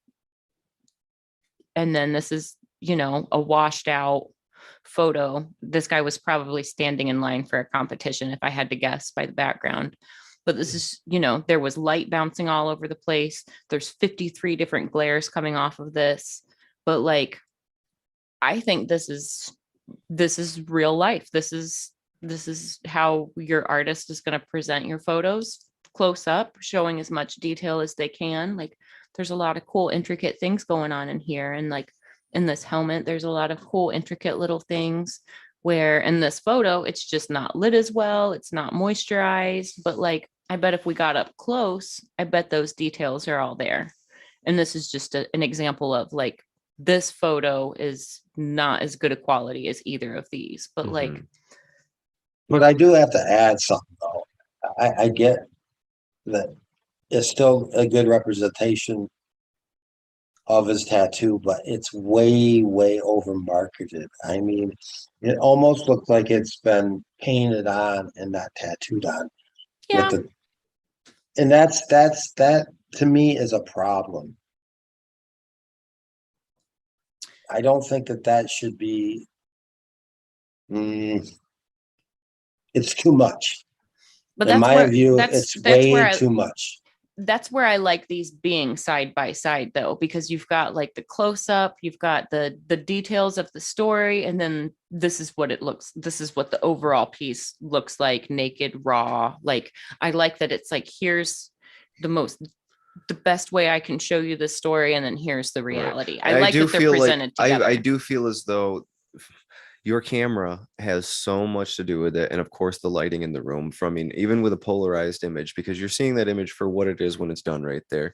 You know, Yes. maybe he edited it a lot. Maybe he didn't. I don't know if he totally did a lot, but then you look at the next one, and then from the way they took that picture and everything, and people in the room might be seeing that tattoo a lot different than what that camera's picking up at that time as well, just Mhm. because could be so overexposed, so people can see the tattoos that they have the lights way on, but reality is just like overexposing everything, and even making any sort of black, it makes it so those blacks can't look black. Even the darkest black has to have a little sheen over it. Mhm. Well, the So other thing though too is like with healed photos, if the person has a lot of dry skin, that changes the way your tattoo looks. mhm. And these are all things that are like reality that collectors need to know, like the quality of your skin, like the health of your skin. Like if you are hydrated, if you drink water, your skin and tattoos look better. Like it Mhm. sounds like a Oh, it's silly thing, but 100% like true. if you are Your skin hydrated, alone, your Mhm. tattoos if you look are better. hydrated versus if you are dehydrated, you will look like a different person, let alone have your tattoos, let alone your tattoos. But I do agree with you, Todd. I do think it's a problem. I think that there's, given the right examples, I feel like Is he coming in? What's up, There he Chuck? is. How are you? Can you hear us? connecting to audio. Oh, we're almost there. All right. I don't know if you guys There can he hear is. I hear him Yeah, we hear now. you now. me. All right. All right. Cool. What up, G?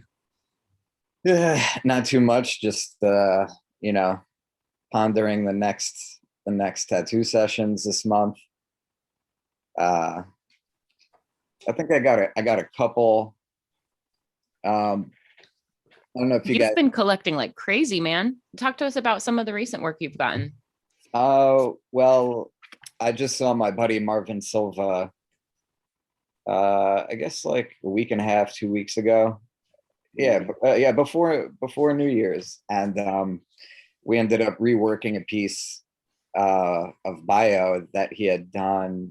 And I think we agreed it was 2012 in This Philly. is the one on your back, right? Yeah. Nice. Amazing transformation.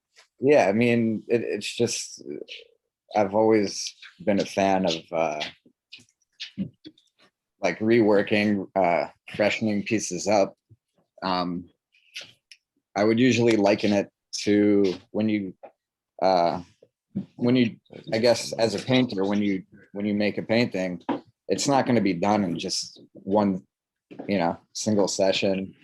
And so revisiting old pieces it's just, freshens it up.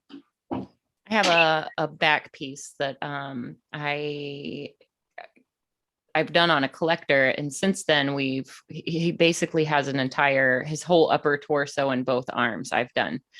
But like I've just gotten a lot better, and also like he's lived a little bit of life since we completed his back, so we recently just scheduled a full day just to go in and like make the trees all more detailed, and like just kind of like dial in some things to like make his back up to par with the new work that I've been doing on him. I asked him a few months ago, I was like, once we finish this, like, how would you feel about like another day on your back? Just like, I mean, I know we called it finished, and he was stoked. He was totally down. He's like, if you think it needs it, let's do what you think it needs. So I'm really excited to just go and give it a whole pass. And then I've got a revamp, whatever you call it. I've got another collector and good friend who, when I first started, I did a lot of my early work on him, and I did a lot of portraits of different Native American chiefs on his back. And then he's got like the end of the trail sculpture right in the middle with like the portraits like in the sky and then in the cliff below.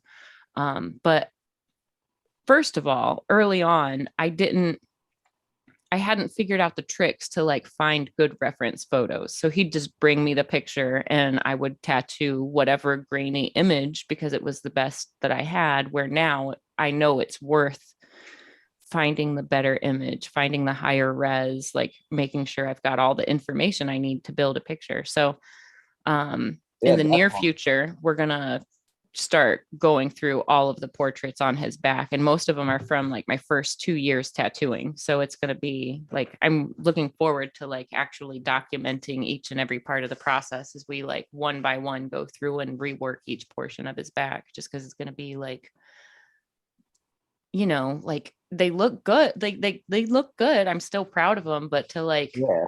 be able to take what I did all those years ago and look at it as like the first layer. And now I can build an even more elaborate second layer on top and like bring them to life even more, because like it's just going to be, it's going to be fun. It's going to be a fun thing to revisit work that old. Yeah, and absolutely. If it's 10, 20 years old and you know, the client is out in the sun, goes to the beach, doesn't wear, you know, long sleeves at the beach. I know it's kind of tempting. You want to show off all that hard gained ink.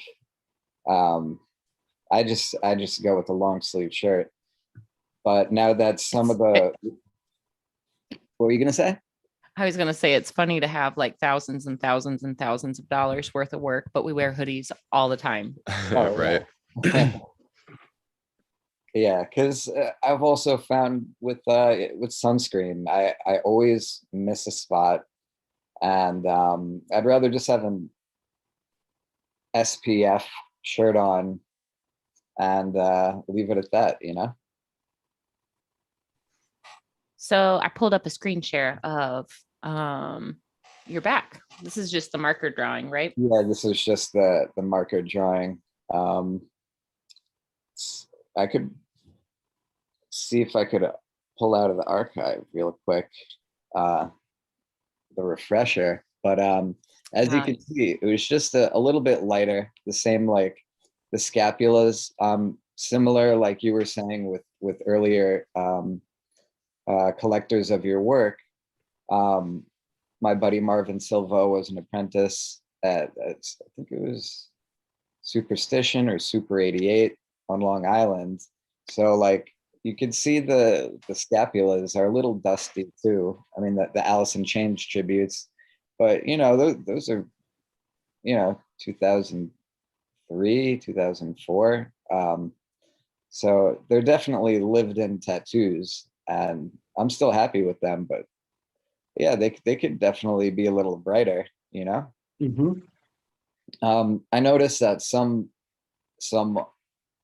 old school artists, they kind of prefer the lived in look, and there's even like IG pages dedicated to that, or they would have collectors share their lived in tattoos, which is pretty cool. I think I ended up doing it once,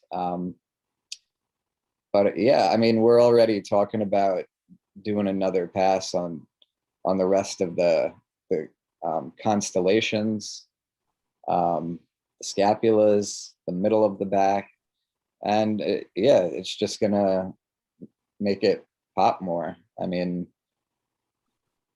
Just bringing it back to life. Hell yeah. yeah, And it's not Photoshop. nope. I try and take a regular. I never use any filters. I just try and use regular indoor lighting, crappy as it is, just showing how it looks.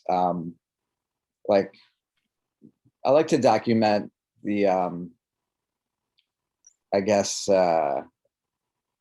you know, get a shot before if it's freehand or with the stencil on it, and then if time allows, a couple of progress shots, and then just natural lighting, maybe one with flash, one without.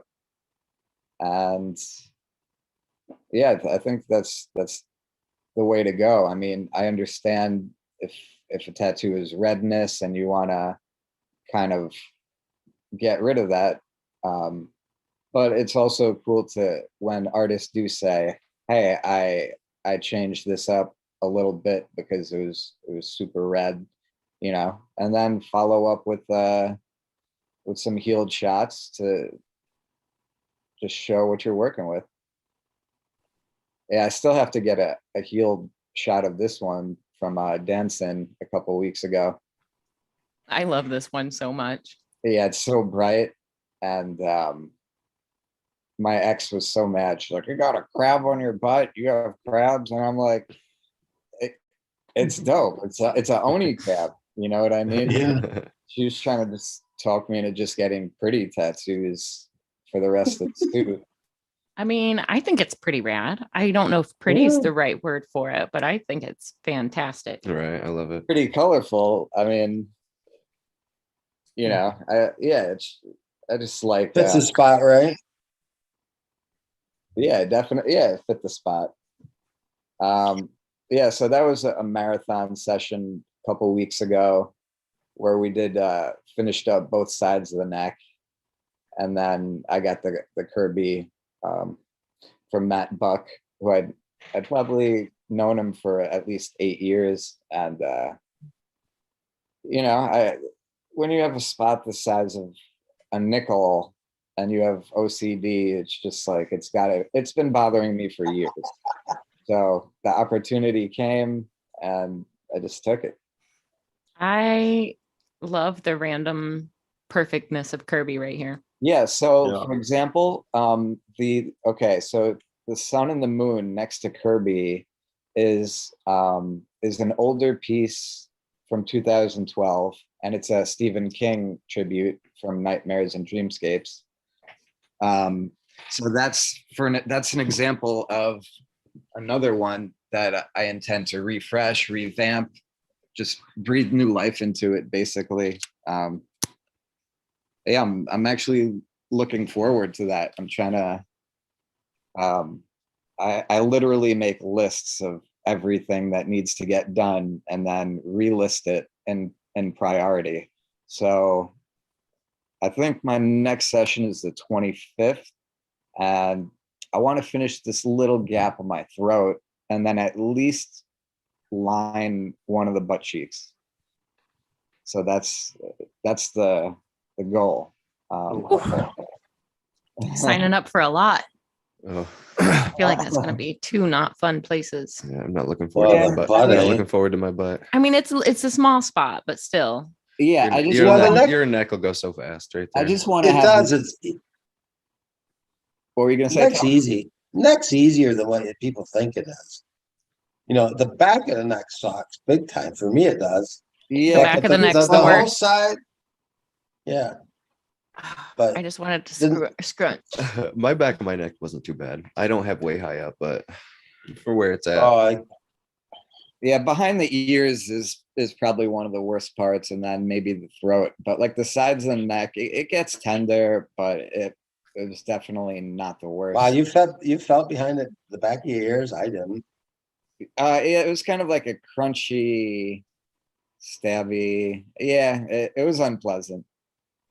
But I feel like for yeah, the you- back you of the definitely that hear back it. of the ear area, it depends on whether that's at the start or the end of the session. If it's at the start of the session, it's not bad. But like if you end the session with that area, Oh, I'm it sure. sucks. I'm sure. yeah, It like was revisit. awful. They were pretty early in when Megan did them, so maybe that's it. But Yeah, you know, because I told her, I'm going, you do behind the back of my ear, right? She goes, yeah, and I'm going.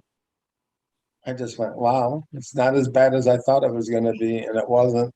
well, that's always the trick, is to like hype it up to be worse than it is. So then when you're finally going through it, you're like, oh, this is manageable. Even if it's not, you can lie to yourself and say, oh, this is manageable. You know? But I think one cherry blossom right here from Garver, like a white one, would be pretty sick between the flames and It'd be nice. the water. Just a nice little pop of color too with the cherry blossom. Yeah. Exactly. Yep.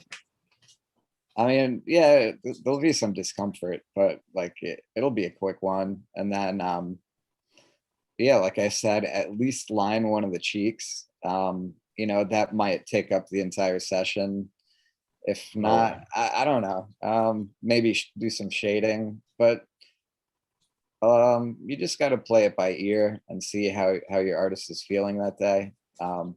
Like Chris wasn't feeling so hot, so we were just gonna do the snake, just fill it in because it was already had been lined, and so he banged it out in like an hour and change.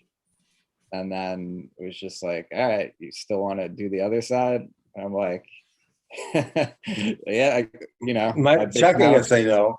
Yeah. Checking and say no. Sign me up. And oddly enough, like it actually like hurt a lot for some reason. And it was just to fill in the lantern too. And I don't know why it hurt my feelings a little bit, but then I think he revisited behind the ear too. But yeah, it's like I feel like you got to maximize your time if you're serious about getting tattooed. And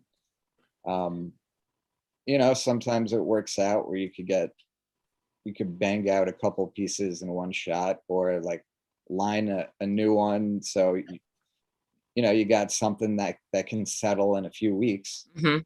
But I also have noticed that there's a certain sweet spot in time where you get where you should wait to get a second pass over a full tattoo that's finished. Is it if you don't wait, I'm gonna go out and say at least 4, 6, 9 months, you could actually do the tattoo a disservice, and it'll look great initially, but once it heals, it could still look kind of Yeah, you want to give it its time to like really settle the way it's Settle gonna in, settle, yeah. and then Yeah, come back so- and then come back into it and really revamp everything so it's not part of that first settling process. Yeah, that's just some personal advice that I dealt with, getting some like really great pieces and then just getting a second pass. I mean, it was totally healed, but healed and settled are two totally different things. Right. So for some pieces, I've already had like 3 sessions, and it still looks kind of ashy. But I mean, I attribute it to myself for not waiting long enough. I think the longer you wait, the better too. It's funny because like if you look at it from like a painter's point of view, like if that first layer, if you look at like the way I'm looking at my 2 buddies that I mentioned, the way I'm looking at their back, they're both like years settled. So I can really like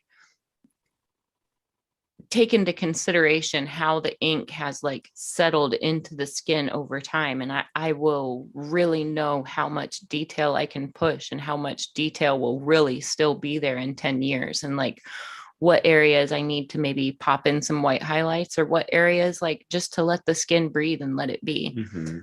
It's really cool because I can almost use the whole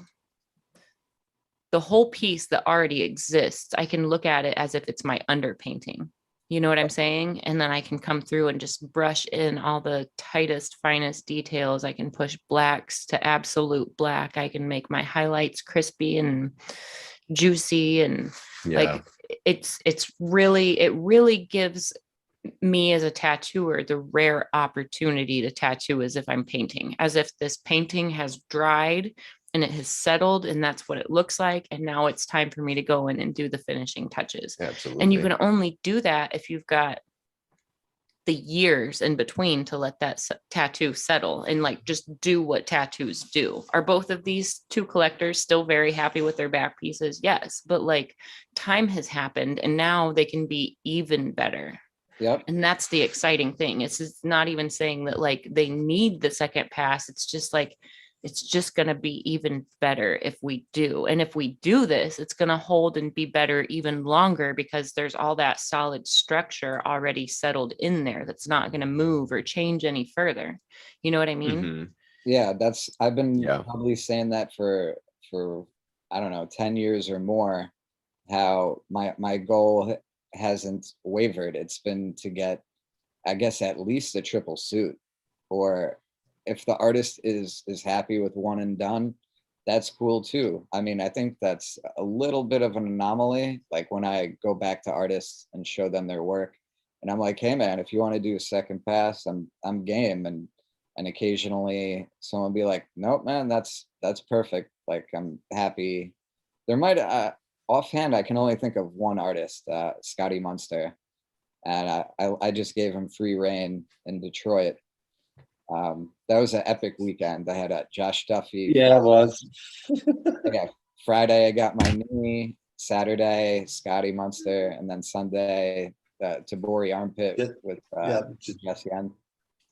I don't know, Chuck. I'm going to be honest. Like before actually knowing you, you've always kind of intimidated me because every time, it seems like every convention I go to, you're there and you're getting tattooed from like morning to night every single day. But like you're still like smiling and friendly and like you don't act as if you're defeated. But like I know that's really just an act now. Oh yeah, I mean, you just like there's probably only been one convention where I was just defeated after the tattoo and couldn't go like hang out and schmooze at the bar with everyone after. But yeah, I mean, you know, I understand that for you guys, this is your livelihood and yeah, it's a social thing as well. But I feel like I have to, I don't know, at times like double down and enjoy it for you guys while you're working. And for me, that you know, that's my playground. That's my entertainment and outlet. And you know, it's something, I don't know why I'm comparing it to this right now, but for example, I used to spend a lot of time in the British Virgin Islands, and there came to a point when I could have moved there with an ex-girlfriend. And I decided not to because I wanted to keep it vacation like and have that magic attributed to it. And we're That thing to look forward to.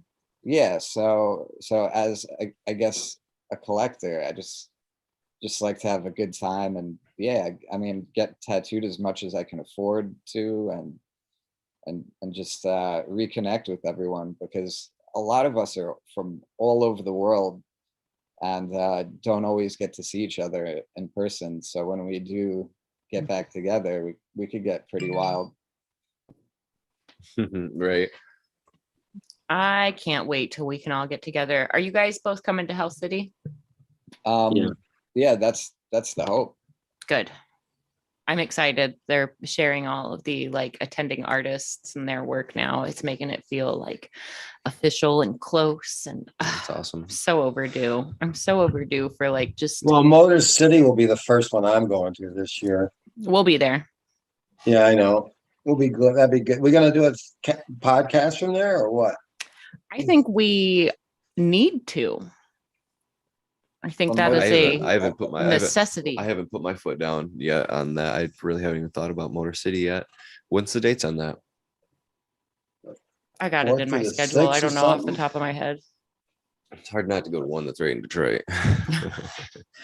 You've been to the Motor City Expo before, right? Yeah, I did it Okay. not last year, but because we didn't do anything last year, but the year before that with Red Tree. That Okay, was the good. first time I've done Motor City. Good. Yeah, that's a high end one. Yeah. It's the first time I've like worked a booth. Even there, before but I've being gone part to of it the a few team, times.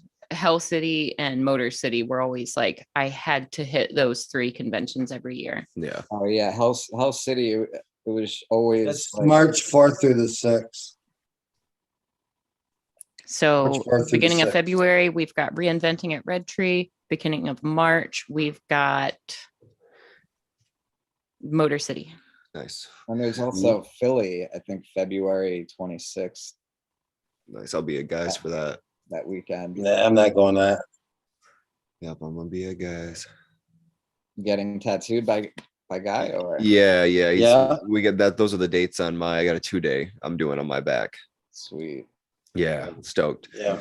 Epic, I'm sure of it. Let's see how much I haven't looked at it in months, so I don't even know how much we got to get done or not. You know how it is on the back. Sure do. Yeah. But it's one of the ones that are for other people to enjoy. And Yeah, right. You This gotta is the glimpse this of is the your first time phone. I've seen it in a while. Yeah, I got a full length mirror that I can turn around and I can look at my back. I gotta So get I one. do enjoy it. I gotta get one of those just for that, just so I can enjoy my tattoo. I don't own a full length mirror. I own a full length, You're a but See, it's that's the way it a is. I can't. necessity. We can't The move it so you necessity can for a see. tattoo collector. If I had like a mirror on behind my door, or if I had it set up right, I wouldn't be able to do it right now. But I bet I could like maneuver something and like have one mirror reflect off another mirror. That'll be my only bet. I do have to admit, like when I'm at a hotel and there will be like multiple full length mirrors and they can kind of face each other, that's when I'm like, is that what I really look like? Right. We always forget. I do that in we walk dressing around with rooms. like full body tattoos. It's like, oh I do man, that in these, dressing rooms. these when arms I'm and getting legs new are looking clothes. naked. You're like, oh yeah, Yeah, who's that guy? all I see are just the empty spots. Like, damn, I still have a thumb digit. Like, get the hell out of here. Come on. But Funny. you know, Yeah. it's just a matter of time. So let's get back to photoshopping again, since we got a little sidetracked here and went down the Chuck's memory lane. Okay, well, Todd, if you found a tattoo artist you really like, you love their work, and then all of a sudden you found out that they're photoshopping all their shit to high heaven, would you still go to them? I would have to see healed pictures first, and then Like you've that just been would, following them for years, but then it just came out, which doesn't seem That would too be- plausible because at that point we probably would have seen their heel would work have known and things that. like Yeah, that. I get that. I would have to have, you know, if I hadn't seen any healed work, then it would be a problem. Yeah, I mean, Um, if they've been around for years and they only post fresh tattoos, it's kind of like, like, Right, right. Yeah, that's a red flag. so it also seems like, so, I mean, some of my tattoos, it hasn't been, I don't know if, I don't think it was Photoshop, but using those dynamic, forget what it's called. Polarizing. Yeah, the polarizing lens. I mean, you know, like some of the tattoos just look strange. I think that's just doing a little extra. I mean, it does give it like that pizzazz look or make it look a little more fancy, but it's really not necessary. And I find that most of the guys that are using the lenses are the ones that are like 3,000 to 4,000 per session. Yeah. You know, it's just I think it's just for a lot of the newer ones that have only been doing it under 10 years and under 5 years, and Yeah. you know, because we've seen at conventions plenty of these polarizing guys work, and a lot of it is ashy. It's just Yeah, see, I think that is one of the most unfortunate things, though, is when you actually see a tattoo in person that you've seen online and you're like, oh man, that doesn't look anywhere near as good when it looked really, really awesome. Because I mean, Yeah. I feel like we've all seen that countless times, you know, if you've been to conventions and stuff, or if you've, you know, seen, you know, yeah, like I don't know, if you've been around for a little while, you tend to end up seeing that. And I do feel like that is just so disheartening, where it's like, damn, that tattoo looks so good online, but it just, you know, no black is black, you know, when you Yeah, see it in top person, nine. everything's washed out or something like that. So, I mean, Yeah, that it does looks like happen. gray wash instead of solid black. Exactly. And See, that's the one thing I can say about all my tattoos. They look like they do in person, like they do the way they've been taken. I mean, all of them, even Jack's hands. I mean, you know, and Jack used a polarizing lens when he took my picture of my hands. But if you look at my hands, they, you know, I mean, I need another pass, that's for sure, since they healed. But again, it looks almost exactly like the pictures. yeah, Mhm. so it's hard to tell if I mean, if it just needs another pass, or if it just, you know, was too detailed to heal well. Because that's another thing that I noticed, that if you're trying to cram, you know, every single little thing in there, there's a better chance for the tattoo to not heal as well.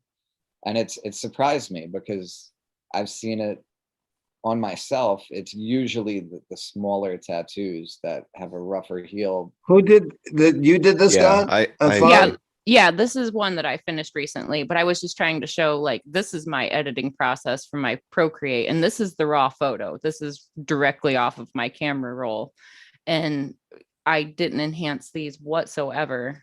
Let me go back to the video that I was showing you. Come on, work with me. There we go. I almost wanted to go, that looks like Johnny Andres there for a second.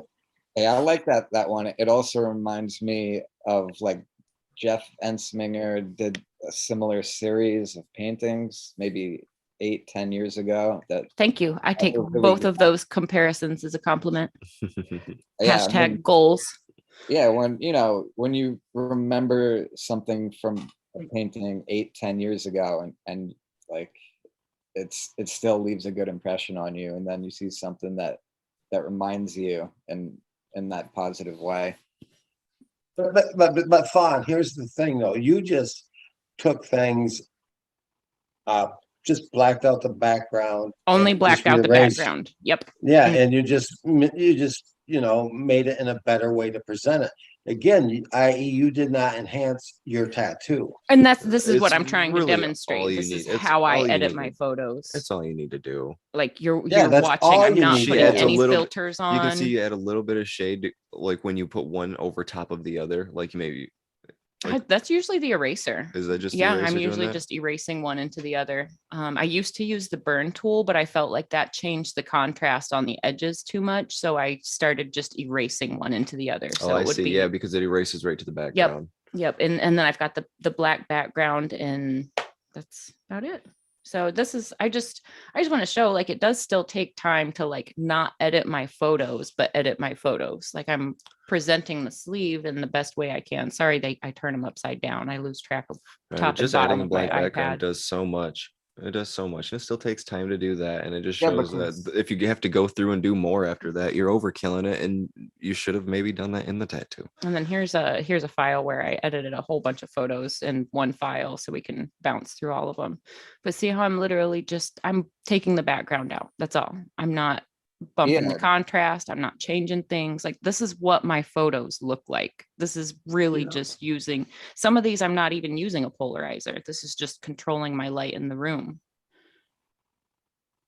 My spinach. Check that. This sleeve Sorry, I was love fun. Popeye. This whole sleeve was a memorial piece to his father. They cooked together a lot, so that's why it's all the fun cooking things. But like, I just wanted to like, this is a pretty transparent way to share my work, but I wanted to like show you like it is possible to like present things in a way that they read nicely, and I'm not over enhancing anything. Like on that one with the leaf, let me see if I can pause it at the right spot. But the one with the giant tropical leaf, like you can still see there's like yellow smears all over it because I didn't clean it good enough before I took the photo. Like I mean, I didn't notice it in the moment because my eyes weren't adjusted, but let's see if I can pause it. Come on. It is, I mean, I've never watched these videos like this. It's I almost got like, an example artist that I know that uses the polarizing filter and uses it a little bit to the extreme, and that's Butcher. But if you look at his tattoos in person, they look almost exactly like his pictures. yep. So, That's my goals with using the polarizer. I feel like with as big as my work is, it's just necessary to like cancel out the contour of the body to get a good photo. I'm not Yeah, necessarily trying to, it's just that my work is so big. It's just necessary to get a quality photo. But yeah, It's so there's hard this, to get a good photo. I mean, yeah, there's that huge smear in this yellow. Like, I don't think it could get more honest than I didn't even clean it all the way. well, that's like when your Derb did it, and I still think it's a good idea, because convention lighting sucks so bad, and that they actually had a room dedicated for artists to go in and take your photos. Yeah. Some other conventions have that as well, but I think all conventions should, just so you can get good, like I keep saying, controlling the light is the trick to getting good photos of Yes. your tattoos. So if you can be isolated in a room where you can position the lamps wherever you want them, where you can shut off the overhead light, where you can draw the curtains and either have sunlight or have no sunlight, where you have a space where you can control those things, you have the opportunity to get the best, most honest representation of your work when you can control the light. I think that's the most honest way. Like if you want to get good photos and you want to share your work, take the time to control your light when you take your photos. And I know there's Yes. a lot of tricks to that, but you can always do your homework a little bit but like learn how to control your light, and then you're going to get good quality photos that you don't need to edit. Like anytime I take photos, I always have one light source. I shut all the other lights off. Sometimes I even shut the hallway lights off, and I'm in control of that light. So I can move the light around the room till it is where I need it to not get the glare. And that's where I get the good photos that I don't have to edit. Like I could nitpick and be like, oh, there's still a glare here, there's still a glare there, but they're good enough that you can see everything that's going on, and they're honest enough that you can see how these pieces wrap and move with the body. I just, Well, to be honest with you, I would rather see a little, just a hint of glare than no glare at all, because for me, that shows that it's more of a true representation of the tattoo. yeah, where And I not think overfilled if you're controlling the light and you have one light source in the room, you're always going to have a highlight in that photo. That highlight, Yes. my goal is to make that highlight not be a glare, but be a highlight. And that's how you can tell if something's been over manipulated or not. Like, and you know, I just want to keep going back to like, if an artist you're following is clearly manipulating, it's not necessarily a bad thing. Just as a collector, I want you to know how to see through it and see that it's a little bit of a marketing trick, but you've got to be savvy enough to know what your tattoo is potentially actually going to look like. Yeah. Yeah, there's plenty of great artists that use it, and then it's just all it takes is a little bit to go overboard, and then everybody is up your ass on IG. You know? Yeah, it's just all about the Yeah, integrity of right. how you present yourself. Like, and I Yes. don't mind when artists are like blatantly over manipulating to the point where it's like, oh no, that's clearly photoshopped. Like they're pushing it to the point where you know, and it's an exaggeration. As Yeah, that it could as never As be artists, opposed we to trying to know. be sneaky. Yeah, as experienced collectors, we know, but the lay person who's looking for their first big piece, they might not know. Yeah. Mhm. All right, Yeah. awesome. And Thank you. don't misrepresent What yourself time with you your open? own work. No? Don't misrepresent Okay. yourself with your own work. You're welcome. Well, it Chuck, just puts that undue was so pressure. polite. Yeah, my mechanic just called. So Oh, well, that was like, I all I could hear was just like the politest mumbles, and then you're welcome. Look at manners matter, man. oh, absolutely. You know, give everyone your best every day.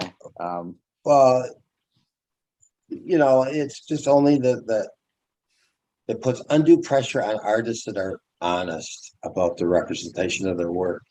And they don't want to have to go to that point of Oprah representing their own work. Hmm. You know, I've heard a few artists say that, you know, I feel like I got to go out and do this shit now.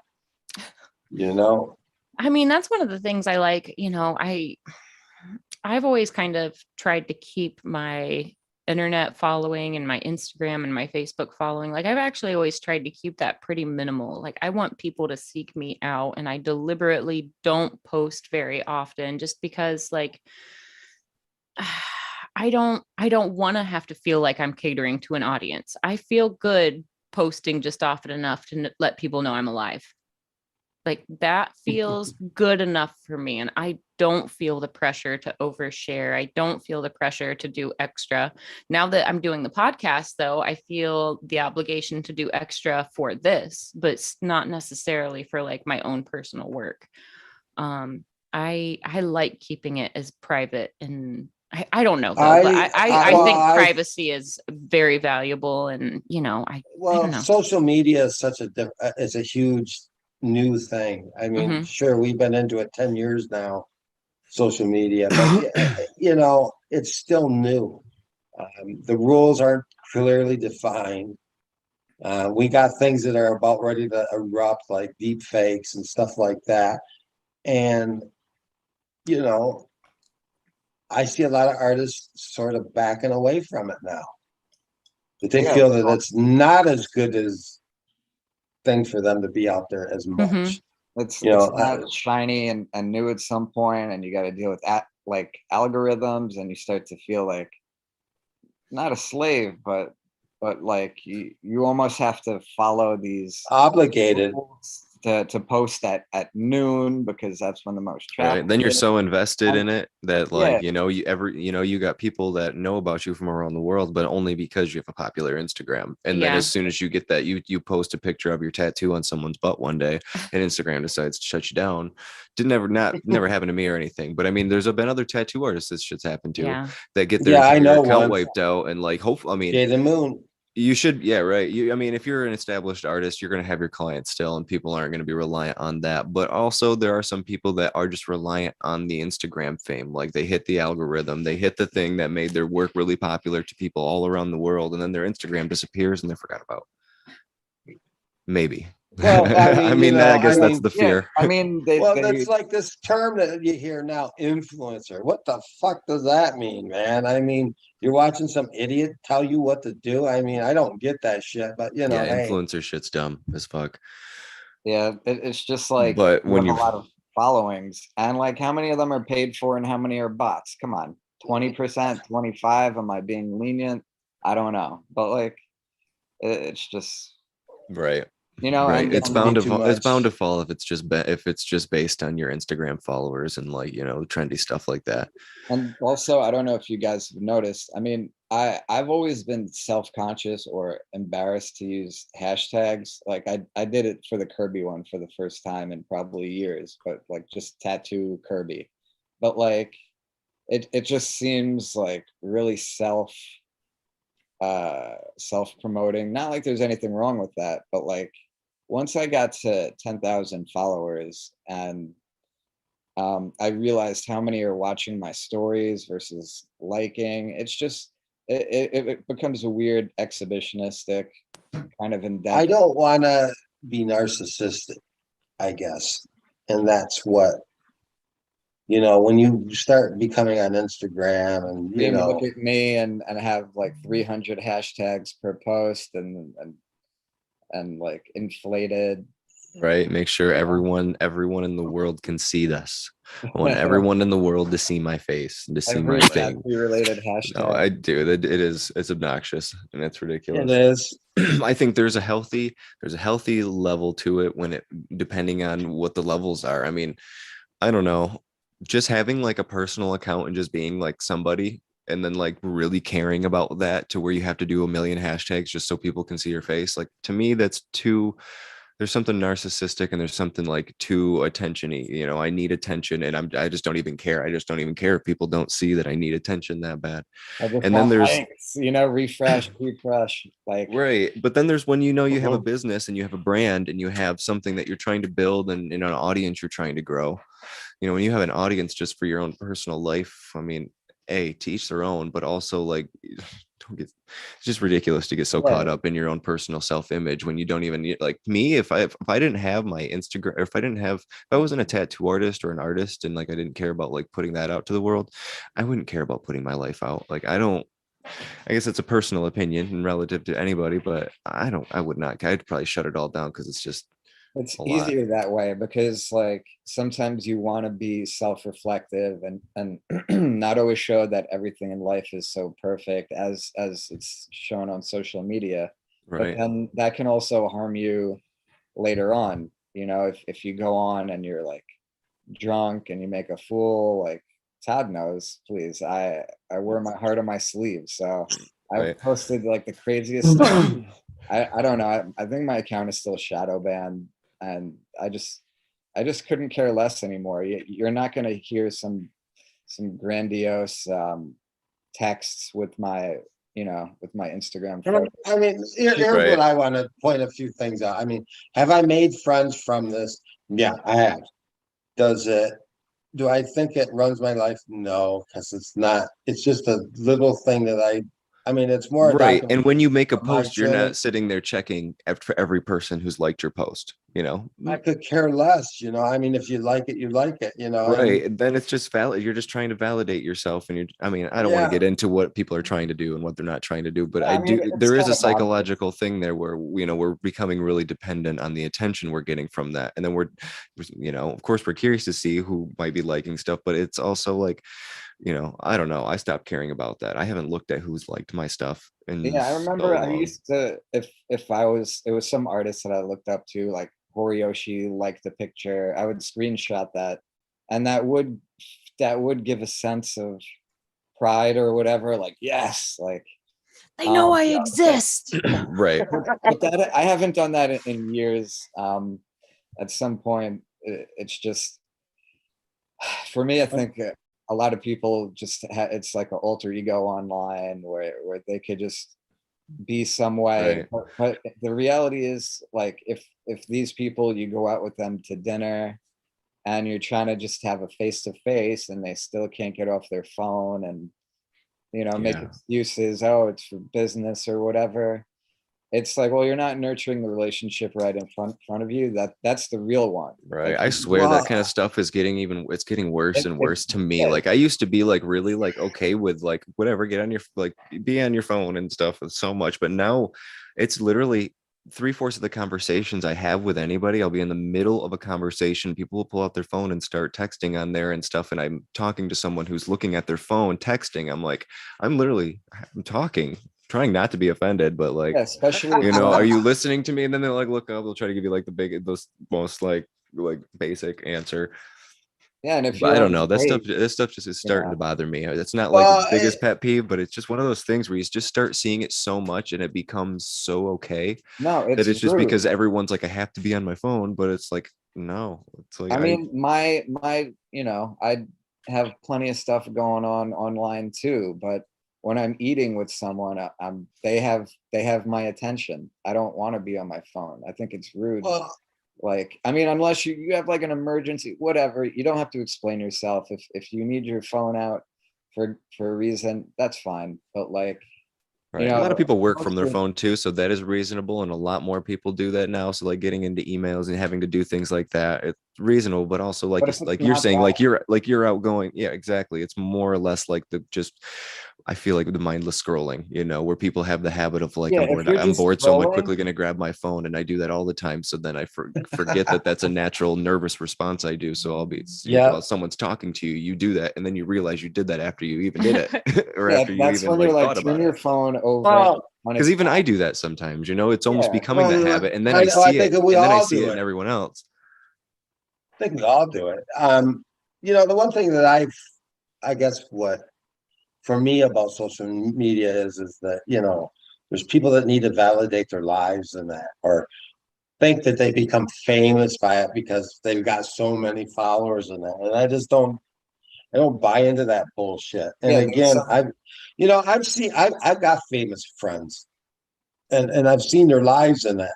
And I've seen how they go about their lives in that. And they're not trying to validate themselves by their fan base, man.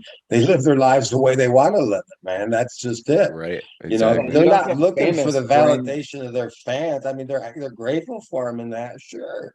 you get But noticed for your actions, for what you do. yeah, It's not by, you know, worrying what, you'll never get anywhere if you're seeking outward validation. That's not how you get known. Right. Like, Comes to a I mean, halt at some we're point, all human. We need to be validated in and you're some bound to be aspect of our let down. lives. yeah, I mean, But there's some that usually comes from collectors, family, there's some you tattoo know. collectors, they only, Mhm. that's their only, that's how they identify with. It's like, don't you have any like a profession or other hobbies? Like, someone says it, just, that's their opening, I'm a tattoo collector.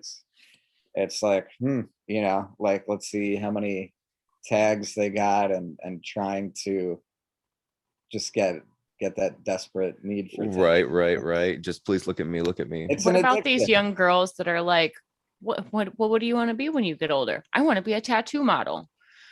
You know, it's not a job, right? Yeah, you know, Like that's a hobby, and like an expensive one at that. So like, And one that I feel like comes off of, it's like goes hand in hand with having a good life, that you do a lot of other things outside of that, because then, you know, maybe they have to do with your experiences or some, you know, something about who you are, as opposed to just being like getting tattoos, forcing yourself to get tattoos because you need to be a tattooed model, or you need to be a tattooed person to be what you want your image to be of yourself. Like I feel like that kind of, it's all relative. Everyone can live their life how they want, but also like I feel like we build, you know, a tattoo collection's built from the evolution of who we are and how we grow and like how we want to imprint that. And when you're going for the end result as opposed to the process, then you're trying to look at the end.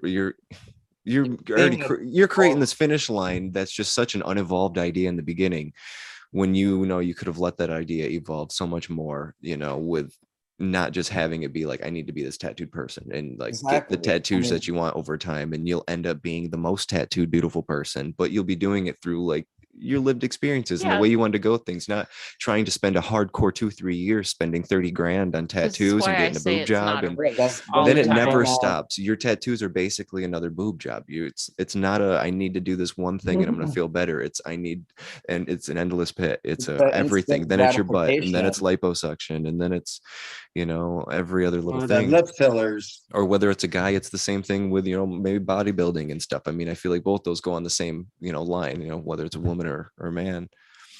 Yeah, but like you said, if you're like a 19-year-old female and you're following, all of the glamorous tattooed models or whatever, I mean, it's just unrealistic to think that's. I mean, Right, the world of unrealistic expectation.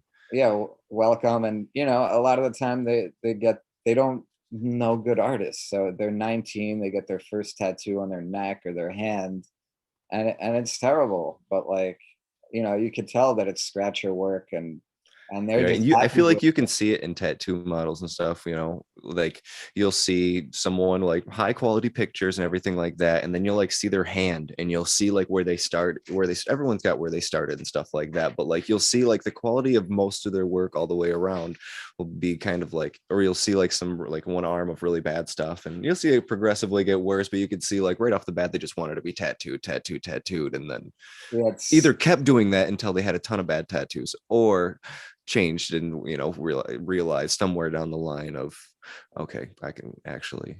it's You fascinating. know, when you say that I do about feel like getting bad I do feel like tattoos, I know the perfect example of the person who's like that just needs to get tattooed just for the sake of it, right? And they'd have Mhm. no thing of it. I just want to get tatted. I don't care who does it. Peter Davison is the perfect example of it, man. I mean, him and Navarro, they're loaded Well, with shit.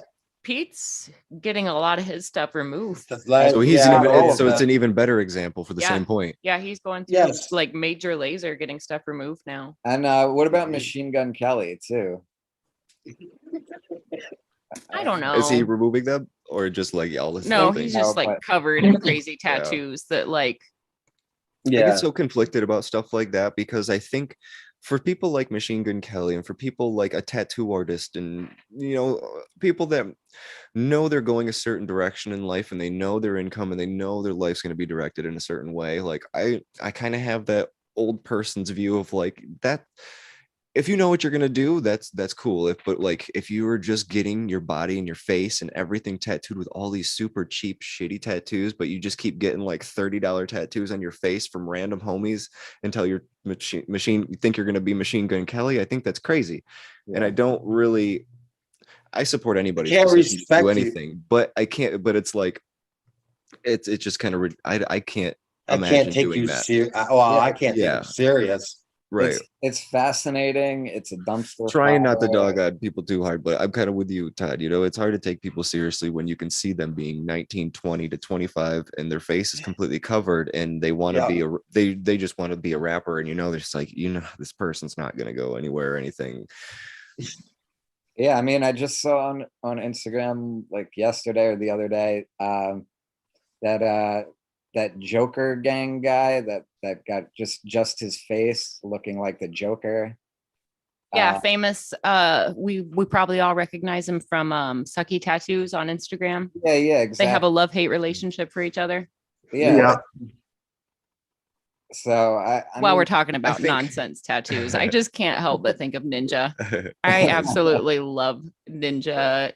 See, that's another thing though, is I think like That's why I don't want a dog ever on people who choose to get any kind of tattoo, any sort of shitty tattoo or good tattoo. Because if that's what you chose to do and you do that confidently, like that's art. Like I Own it. love that. Like if Jump you in are my owning back. shit, like fuck yeah. But like it's the regrettable things. It's the things you know that if you went in with the intention of it being better or anything like that, and you just, I don't know, you're like, I got all these shitty tattoos and I know they're shitty and stuff. Like that's way worse than being like, yeah, I knew See, what I I was don't getting. think I I knew could I look was getting down this on little that fucking guy. I can't look down on that guy, It's man. so because deliberate, again, man. right. But it's so to deliberate, and what I don't like is the and it people that works look at for him. that.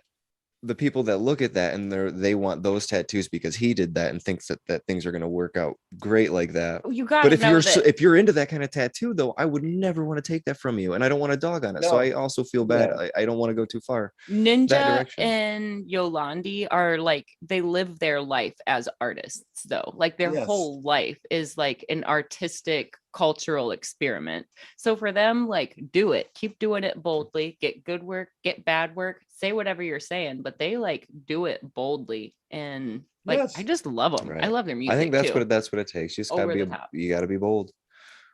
Gotta be bold and willing to work for what you want, or have some sort, I don't know. It's like, but when you have all the money in the world, why wouldn't you get good work? And then Yolandi gets like a really nice piece on her arm. And it's like, okay, you guys do know how to get good work if you want to. So then it's like all the more puzzling. Like, Yeah, when like a celebrity has all the money in the world and they still get a bad tattoo, like Like David Beckham, man, he's loaded with shit. See, celebrity tattoos just blow my mind. Like I just feel as though they're so uneducated in the tattoo realm. And I don't understand how, well, I know there's one side of like actors and stuff are really weird about getting tattoos because they can't get parts. Well, as soon as you start getting tattoos, you're more directed into certain roles and things. And so that's why we don't see them along the board. We're seeing them more and more, but also you're They're not seeing covering like, them. right. aren't all the Cyrus kids covered But in it blows my tattoos? mind they don't Miley have is. better Yes. I tattoos. can't think of the brother's name. And the amazing Noah, tattoo artists like, that we know aren't tattooing mad like celebrities, like bigger celebrities and things like that. It's happening. It is happening, but you just like, I don't see anyone on TV with a Guy Aitchison piece. Like it's just never happened. Maybe on a tattoo show or something close to relating to tattooing, but like,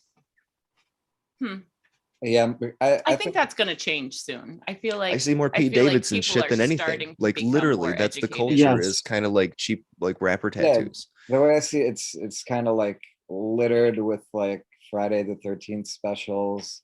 But I mean, if you know, you can't knock someone if that's their thing. I mean, Pete Yeah, Davidson is exactly. very And successful, and but as he's much as I might definitely, sound like I'm talking shit, like I'm just such an advocate of doing whatever you want. Just do it boldly. yeah. I And mean, don't come to me with your regret about it, because like that's just, oh, come to me with it because I will fix it maybe. But at the same time, Yeah, it's just like because- that's But where it's starts also, going. but again, it's some of the poorly done tattoos, you know, where you see them already scarred up and that, and you're looking at these guys, man, and you're going, you could spend so much more and yeah. not have to worry about that. And it's like, we know you have Poor the money. Pete. He also said that he would just due to like his mental illness, he would go to the shop and Yeah. get whatever. You know, just so if that's the case, I mean, I sort of get it, but I still wouldn't just like let anybody tattoo me just for the sake of Right. getting a tattoo. I think if you No. like the way you're getting tattooed, however you're getting tattooed, that's cool. But I'm fucking always going to be an advocate of getting educated. Like it's good to be educated and then do those things, as opposed to not being educated and just doing things just because you want to be full of tattoos. When Yeah, you've got all the money in the world, this is what you do. 'Cause I love that confidence. Like if you got all the money in the world and you know there's better and you go and get this, like there's power in that. Like I like that. That is a conscious decision to do something that's, I don't know. The I line like from that. that ski mask though, like I think the ski mask might be my favorite part. The, Really? like with the Pac-Man behind it, like that little arrangement right there in the middle. Like that's my favorite blast over I think I've ever seen. I'm with it. The Pac-Man is like the Pac-Man and the mask and the ghost combination. That's just the best, Yeah. with the little broken heart above it. Like, all right. Well, the ghost is from Pac-Man.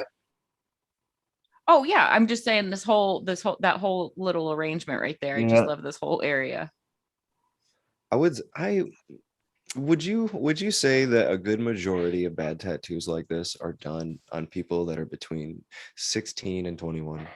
Yes. That, and they're just impromptu, like, I got $100, what can you do? Like, Tattoo The parties. tap party, yep. Mhm. yeah, Tattoo parties not too where much everybody just smart. lines up and gets tatted because everybody's getting tatted and somebody And the just guy ain't ordered a wearing machine. And gloves and he ain't got gloves on. mind Yeah, 'cause you, it's I the came up trendy doing Because I tattoo feel like parties. it's always like So it's always the homie. You're always getting tattooed by the homies. You're getting tattooed by the people who are your friends who just started. So everything's a homie hookup. You get an apprentice Yeah. tattoos. You're getting the tattoo party tattoos.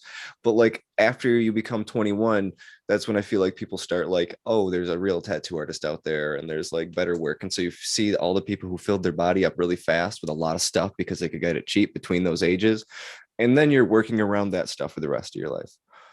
Yeah, that's why it's better, like you said, there's a whole process where, like, with myself too, I'm not above it. You know, I Definitely have, not above it. I'm full of all these tattoos. I speak on experience. yeah, I've I've still some got, ways. tattooed in my share kitchens and basements. I tattooed and it. I had my own tattoo parties. I tattooed like a We all full-blown gotta start tattoo somewhere. artist yeah, from I fucking I got 17 to tattooed. 19 or 17 to 21 between shops too. Just tattooing out of my house like a madman.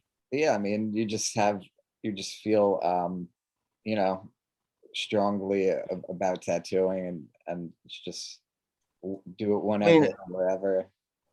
Yep. I jumped I I jumped into it, and man, like that was pretty much my job right out of high school, and just only tattooed and just jumped into that realm. But like had had an apprenticeship, shitty place, and then ended up just like being like, oh man, working out of my house. I mean, I have a cleaner space than this place, and working out of my house is a lot more fun. And like I had a really nice clean setup, but man, all the tattoos I was doing was a perfect example of all the things that we're talking about right now.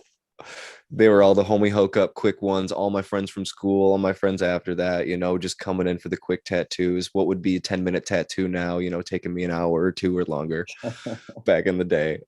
So not great. I'm not like, Hey, it's just funny where we started, like from where I was then to where I am now. But like I you took a lot said of the care. evolution. Yeah, it took a lot of I care back think, then, but well, I think one of wasn't the good. reasons why I'm not loaded with bad, shitty tattoos is because I didn't get, I did my first one when I was seventh grade and it fell out. So, besides that, I didn't really get my first real tattoo until I was 25. Fun. 28. I was 28 when I first got my first tattoo. And then I didn't get one until a year and a half later, but I never finished it. And then, you know, While fast we're forward talking 15 about years later, I just knew that I wasn't going to get garbage on me Yeah. at that point. I knew that there was good artists out there and that. And, the internet just opened it up for me. And there you go. When I Um, first started tattooing when I was like 18, what I thought was a really cool tattoo, like a really cool tattoo to me was like this tribal bear I seen on Google. It was like a tribal it was like bear. a tribal bear. And it was So like your of the pinnacle bear of like tribe. it was the pinnacle of what you don't want to see if someone came to you and asked for a tribal tattoo right now. Like it was very shitty, very dumb. And I even thought I thought I was a good artist and I was painting stuff before that. And then when I got to that, when I started tattooing, I don't know. I just didn't even know tattooing looked like what I thought paintings were. Cause I was even into Alex Gray work and shit before Mhm. that. Like I knew what a good piece of art was. You just But couldn't for, imagine that. but as a for some tattoo. reason, tattooing to me was just a different thing. And the art for that was only at this set standard. I wasn't educated. I didn't know anything. I knew I wanted a tattoo because something in me was like, I'm going to do cool stuff. But I, for a long time, was not doing cool stuff. I was doing what I thought was good tattoos, which now would be like bottom tier stuff. I just, even if I did now, it would look way, way, way better than what it was then. I would do it in a way different way. Yeah, But it's funny tattoo. because I think about that, and I think about all the people who think like that, and like who don't know, who just aren't educated yet. They just don't know what a good tattoo is Mhm. yet. And it's so easy once you become educated to forget what it's like to have no real clue and to not even know how to ask the questions or to not even know what questions there are to ask. It gets Part easy of why to we're here. settle. Like if I've seen it in small towns when there's just like a handful of shops in small towns and all of the artists know each other. For some reason, that just is the standard quality, and everybody just does that quality of work where it's like, you could be better, right? Like you could do Well, more that tricks. was the thing here in my town. I mean, we only had, when I got out of high school, we only had one tattoo artist, and his name was Fast Freddy. And that was it. And I've seen his work, and it was like, I ain't getting that on me. Yeah, you said exactly that when you told me the story about that guy. Yeah. Yeah, that's funny. As I was looking for pictures of like cheesy tattoo parties a minute ago, I Mhm. happened upon this gem. Do you guys see this snail with a mustache? First of all, I see the cocaine. this is a Miami Vice snail, I believe. Did you do this? No, this is an artist named Leisure Bandit. I just stumbled upon this guy, and I just had to share it because I was like cracking up on the inside while we're talking about like crazy bad tattoos. This See, one's but pretty that's great. a crazy basic, but it's good. I like it. Yeah, this one I just had to share it just I because mean, how many it's a other gem. people have like Pablo Escobar as a snail with a mountain of cocaine in front of it? I mean, Exactly, man. this makes me reevaluate the possibilities for the snail tattoo. Like, I definitely need to get a tattoo of a snail, but I don't know I got where or what, or like, yeah, yours is fantastic, but this makes me totally reevaluate how I could even like imagine my snail. Like, what? Okay, if a snail is my spirit animal, what is my snail's spirit animal? Your snails? Yeah. Yeah, Spirit and animal? you could do a mashup. So they would be Yeah. tiny. They would be in the realm of snails. So I mean, I it kind of could thought, even I like to go there. be like a The world Betty would look White so much different. snail, like See, I like those type of tattoos. I never put those type of tattoos down. I just, because they're, Oh, I wasn't he may putting it not down. I be, think it's great. It makes me I want do something too. like that. yeah, it's like Todd's vagina will never get old. I mean, he had a great artist, Luca LaJoy, do it from Montreal. And well, even Jaden Moons, I like her. I mean, the yeah, like, lesbian looking, the lesbian's asshole. I mean, come on, that's just classic. Classic. Classic. What a cliche. yeah. That trend will die soon, Todd. Way to go.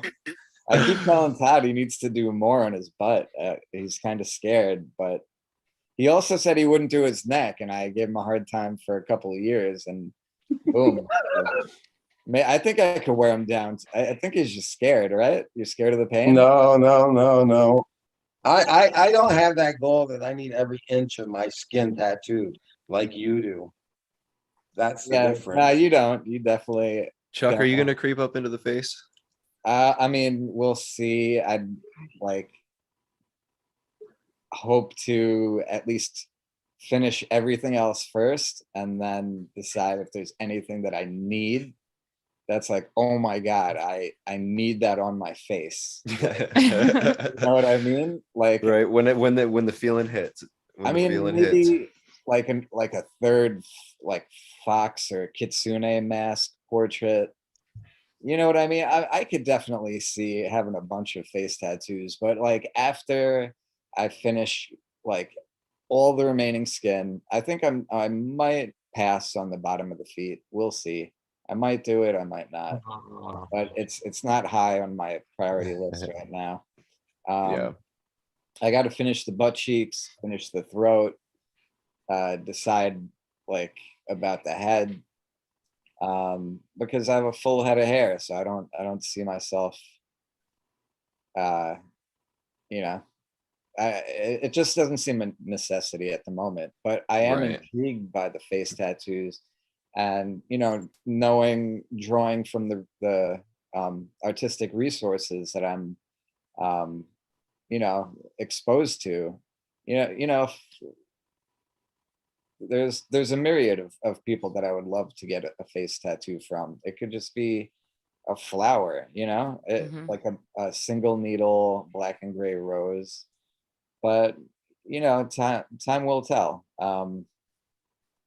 I'm not sure what the future holds, but I mean, I'm excited to see how I've progressed in the last 10 years, because Todd will tell you I didn't have any visible tattoos till I was 29. Yeah. I didn't have anything. I was just cracking away at the rest of the body, because for me, it was a labor of love. And it's, some people want the attention. I actually don't like the unwanted attention. But after 29, so I just turned 38 the other day, but in 9 years, hands, thumb sleeve, almost finished with the neck wrap. You know what I mean? Just going Mhm. in, and then also I think waiting till 29 and having I guess it was 2013 when I had Nick Baxter do the left sleeve, and I think the same year I had Go Gway do my right sleeve. So it kind of felt like I was on the right path. Like it was just like saving the best for last. And at the time, they were my two favorite artists. And it's like a puzzle. It started to click. Like, this is why I saved the real estate, saved the best for last, because, your ideas at 29, 30 are way more articulate and involved than when you're 20 and just want some rudimentary, you want a sun or, moon, and you don't know about playing with forefront and um, drop shadows and all the tricks that you could do with tattoos. When I was 20, I didn't know about any of that. I would think you just get like a flat image, like that was, from Right. age 13 on. I didn't, when you have minimal exposure, you don't know what can be done. Yeah, I'm glad you bring that up, man, because like early into my tattoo career, I like took a lot of heat for not having a lot of tattoos. Like even now, like if my hair's grown in and you can't see my head tattoos, like I don't look like I have a lot of work. So early on tattooing, I had like both of my ribs done. I had some pretty good sized pieces on my feet. Like I didn't have like giant pieces, but like I also had experienced some like serious hours under the needle already. But like I'd get harped on for not having anything on my arms, and I'd get ragged on for not like collecting. But in reality, it was like, no, I know I'm going to meet better artists. Like Yeah, this there's is just a no little rush. town. I know the better I get, I'm going to meet the people I look up to, and I'm going to meet the people they look up to. Like, I know I'm going to meet better artists. I know I'm going to meet artists that can do the things that like are impossible to me. And like, for me, it was so important to save my real estate for really good work that I would love, but also like, I wanted to save my real estate for artists that I wanted to learn from. You That know you what I look mean? up to and respect Yeah. whether we're in your top 10. Yep. That's when people say like, what's your favorite?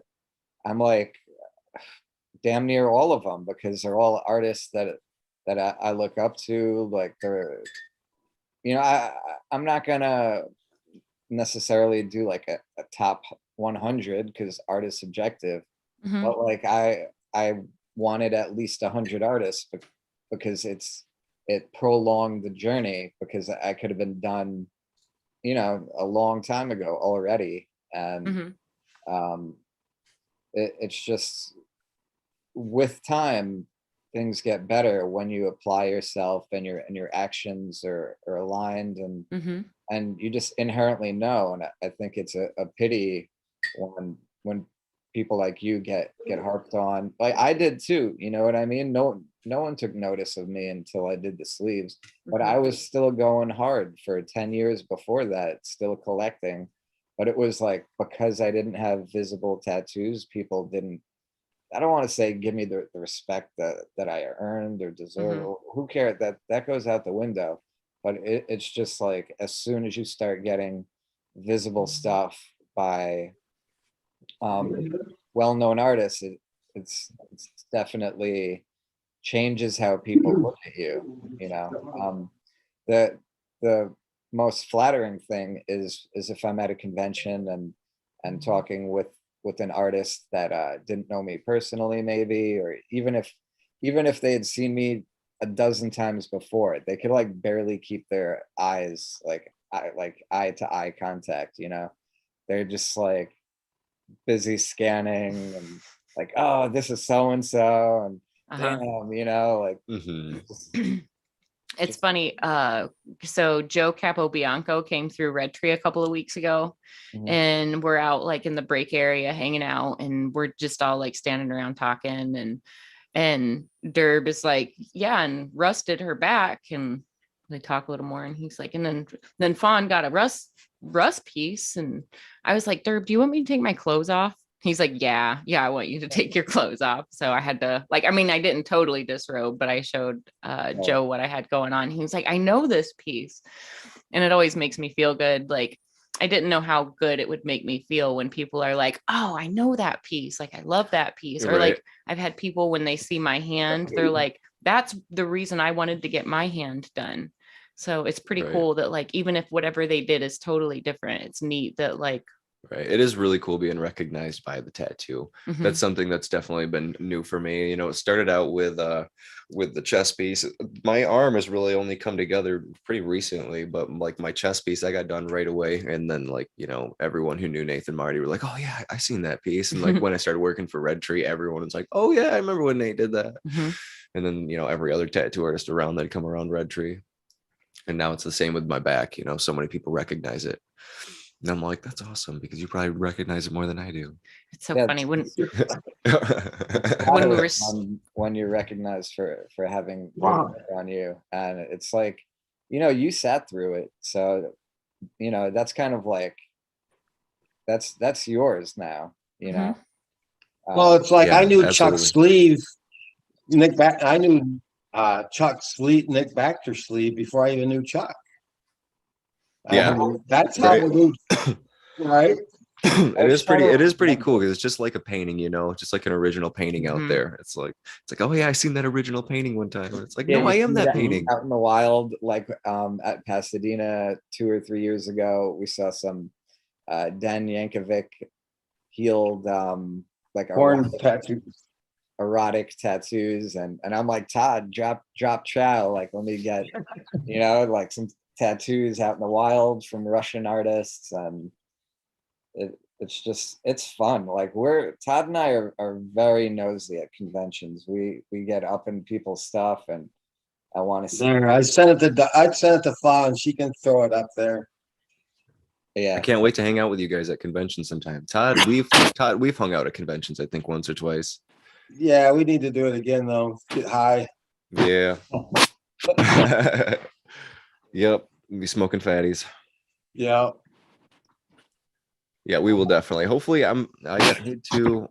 I was the schedule for Detroit is actually the same dates that I had. I was going to go to California to do a guest spot, but actually, I've luckily just kind of told myself I'm not doing it. Mostly just because it's going to be a lot, and I don't really feel like doing it at that time. I wanted like my past 6 months have been so busy and chaotic. I was like, I can't wait for January. As soon as January comes, we're gonna chill and not do much. And now January's coming. I'm looking at my next 3 months, and I'm busy as shit. We're so busy. It's Yeah. funny. It's just like, you know, one of those humility things where it's just like, oh man, kind of stressful, but at the same time, like you just gotta kind of laugh, roll with the punches, and all the things we're gonna do are gonna be fun and great. yeah, busy. Yeah. It's busy. just never end. It's just always there's always something, and every weekend's always something. Yeah, I'm still pondering about the Philly convention. I think it's the end of February. But if I want to be getting my butt tattooed the day before in the city, just thinking about Well, you ain't gonna want to sit on it. No. yeah, Trust me, I sat on it playing poker at the World Series. So after I got mine done, it's not fun. you got nice and juicy. The ceramic. Oh yeah, because slide off. you know I had the Sanoderm on it and everything, man. Did your pants And then get I get up and I could feel it start dripping down my legs, and I went, Ooh. "Oh, this ain't Oh my good." God. Man. Yeah. Oh my God. Yeah, I had a friend and she's a collector as well. I actually haven't there it is. Well, yeah, that's mine, but Yes. There we go. Yeah. Yeah. Are we So, ready? so that's Dan, controversial artist from Russia. But there's no denying the artistry. In person, it looked even better. They're kind of, they're kind of erotic.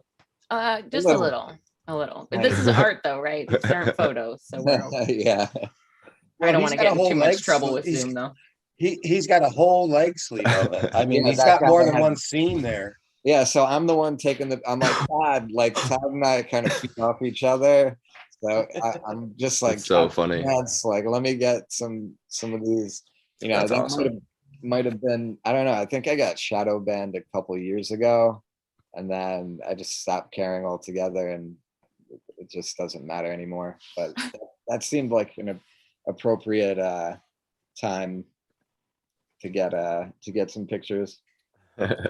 This Yeah. shadow banning, it does get very hard. I was trying to show some of Samarina Nika's work to somebody the other day, and now you've got to type in like her entire name and spell it right and put like the dots in the right place. And remember to put art at the end. And if you don't It's- spell it exactly perfectly right, it won't come up.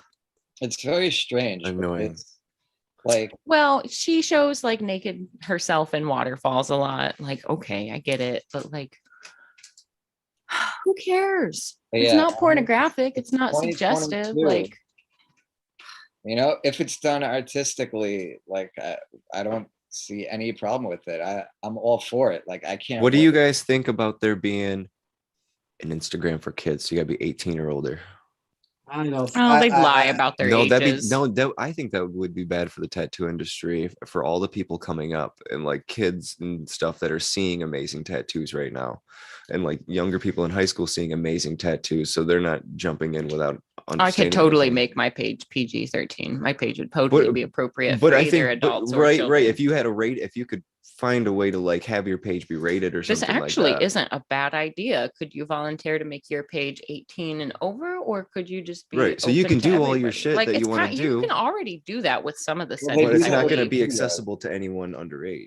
I think you can already, like, now that we're talking about it, I think you can make your page, like, you have to I know you confirm can that do you're over private. 18 to Oh, yeah. enter. I think Yeah. you can make it private and make it so people have to accept you, and you can kind of have that rule, and then just, Because there are definitely some pages Pick that 'em I out follow that yourself. are like tobacco or material related, and you've got to confirm your age. I've never seen that on an Instagram thing. I've Maybe never it's had to just the confirm an external age. links that it takes me to, but I think Because there are I've- some I filters done- like that. I wonder what the negatives of Because this all the would be. weed accounts I follow, I never had that come up. Maybe it's just the maybe it's as I'm saying it. Maybe it's I'm high. I've smoked a lot of weed today, But but it could have been just the external Right. links that I'm thinking of.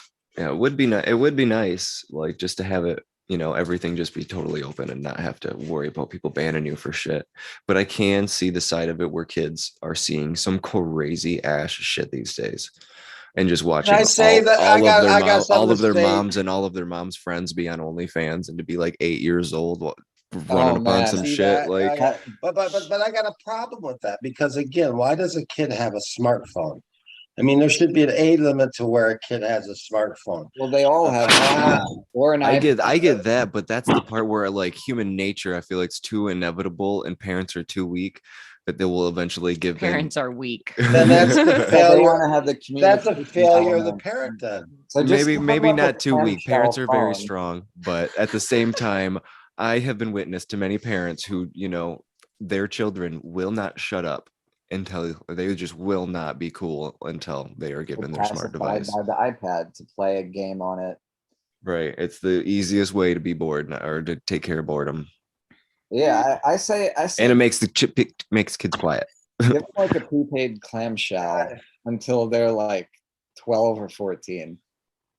I don't think that's too cruel. I mean, I think it's a matter of balance. If your kid has a lot of screen time, like for instance, my nieces and nephew have a lot of screen time, but they also go out in the woods, and they also like go fishing, and they also like ride dirt bikes. So like, yeah, where's the balance? Who's to Yeah, say what the that- balance is? I mean, these are all things that why you need to have open dialogue and communication. And I think what it boils down to is for parents to set firm boundaries.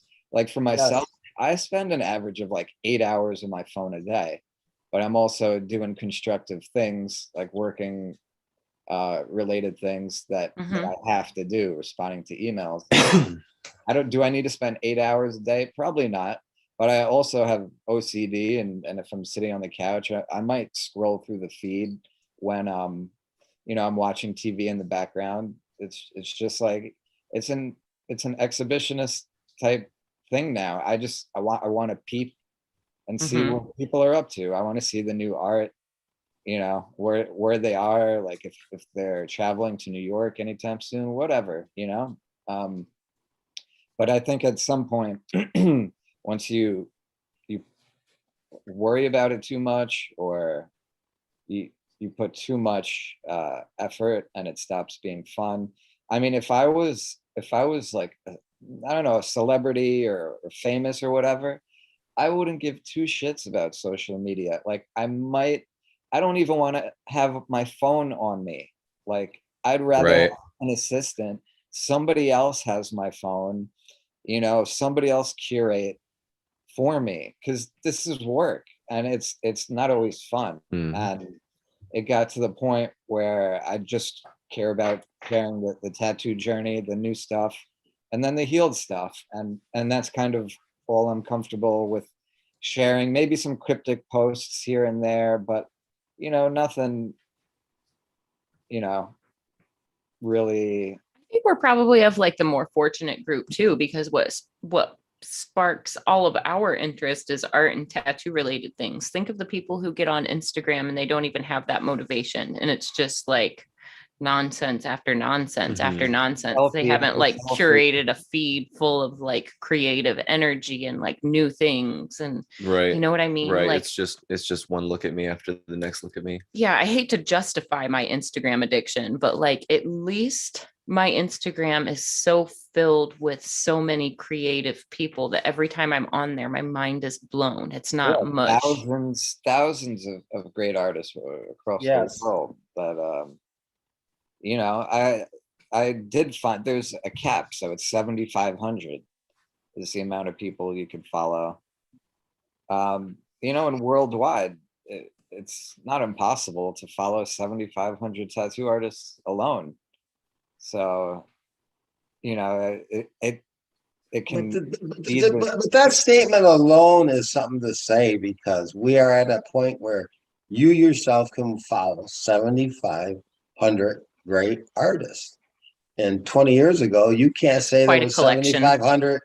There was 7,500 great artists in the world. Hmm. Yeah, it's Right. definitely a renaissance, but it's also a new ground, because like you guys have been saying, there's a lot of tricks being used on fresh tattoos that are just unrealistic, that are. Josh Payne had a post, I think a week or two ago, giving examples of tattoos that are just not gonna last. um and Excuse me. a lot of it is for the gram, and then I think your actions show your integrity, and if you just keep plugging away, people either like get the right idea about you, and see that you're just a good artist, like doing your thing, and they could think that you're an asshole. I mean, people are going to think however they are, but what I'm trying to get at is just like keep plugging away at whatever it is you do, because in the end, you're the one you have to live with. It's And so funny how so many times the solution is put your nose to the grindstone and just do more. Right. You know what I mean? Like whatever the problem in your life is, or whatever like the problem you see in your work, or like the shortcoming, or like that thing you wish you could do, like Work on those just things. keep doing it. Just keep doing it and it comes. yeah, Mhm. it's You know what like I mean? just Yeah. And I feel like when you're actually doing the work, and when things come naturally like that, I feel like the needing attention, and the needing to like check your Instagram all the time, the needing for the validation, I don't know, more than less goes away. after that, because you tend to spend more time worrying about the product that you're putting out as opposed to the reaction of what Mhm. people are thinking, because you're going to get the reaction either way. What's most important is where your time goes, and you're going to spend more time caring about what people think about what you're doing, or spend more time actually creating an idea of something that people can think about, and stop thinking about what you think other people want, and doing things for yourself, and then not worrying about the validation. Because if you're constantly drawing something because you want to see what people are going to think on Instagram, or you want to see how many likes it's going to get, or you get used to getting a lot of likes. So when you draw, you have this expectation of like, cool, I'm going to post it and let's see how many likes I get. Like I've been there before, like before in my life where, I draw something and, cool, like I know I'm going to post this and I'm going to get a lot of likes. Cool. I can't wait to see what happens. But I find less I think about that, the less stressed I am. The more I think about the actual work that I'm putting in, as opposed to wanting to create a finished product, I get more lost in the actual process. I get more, just more in tune with the piece that I'm doing. I don't know. You don't have as much time. You just stop caring about who likes something and how many likes I'm getting on something. It's like, Yeah, okay, well, I can get as many likes as I get. I'm still going to keep making work. It's not going to affect the way that I work in any way. If I get 10 likes today and tomorrow I get 100, or if for 2 years I get 10 likes, I'm never going to be like, oh man, why me? What am I doing? I'm going to be criticizing my work and what I'm actually doing. I mean, how could I be better at this? And like work harder on my actual work as opposed to making a better post. It's like, I just want to make better work. I Yeah, don't. you'll always be second guessing yourself if you're putting yourself out there for people to, because like we all judge, even if we say we don't. First impressions, yeah. I mean, I don't know like how big of a deal the first impression is. It might not be the most important, but if you allow for any self-doubt while you're trying to create, it's going to hinder. Like for me as a musician, I could not have any outside interference. I had my own set way of recording vocals, and if I wasn't in time, that's all I cared about. It wasn't about because if you're a vocalist, like in the beginning I would get trapped in my head and get nervous and worry what people are thinking. But I'm telling you, like once you figure out, have that aha epiphany of how to not give a shit what anyone thinks, but still balance out not being a Not being ignorant of what people think and things like that. yeah, it's just like there's a road, for lack of a better word, to be prolific, and it's just to keep going forward, not look back. It's like with Todd and I, like we've been through the ringer and seeing all these collectors with their chutzpah, and they're like, I'm gonna get a bodysuit and this and that, and they fade out after a year or two, and like we've been at this for decades. So Mhm. we see who's all talk, we see who's still going after it, we see who wants it just for like IG clout.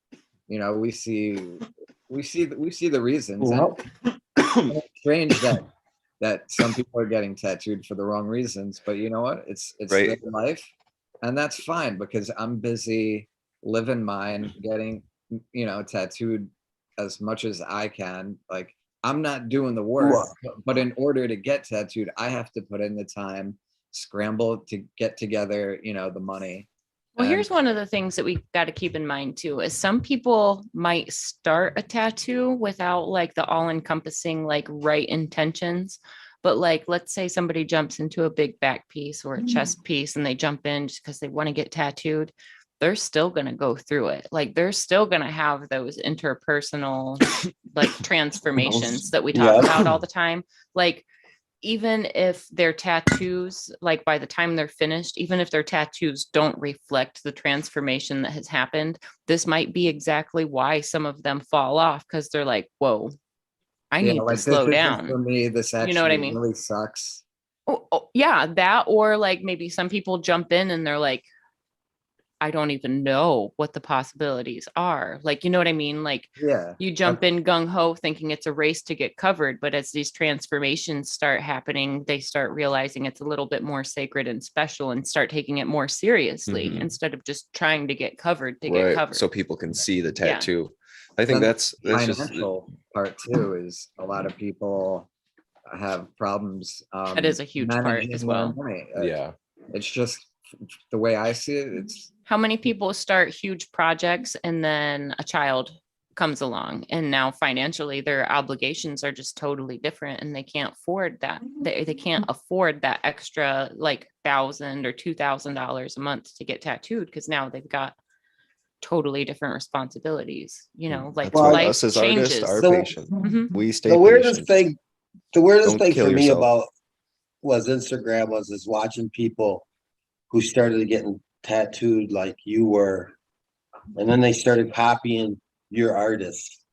And I know Chuck knows what I'm talking about. yeah, my Nick Baxter piece. It was on a girl's chest, and I really wanted to be like, yo, that's cool. You know, like, I mean, you know, I live to inspire people, and obviously Nick is like amazing, but like, you know, say inspired by the work of Nick Baxter, you know, and you know, it wasn't done very well, but you could tell exactly what it was.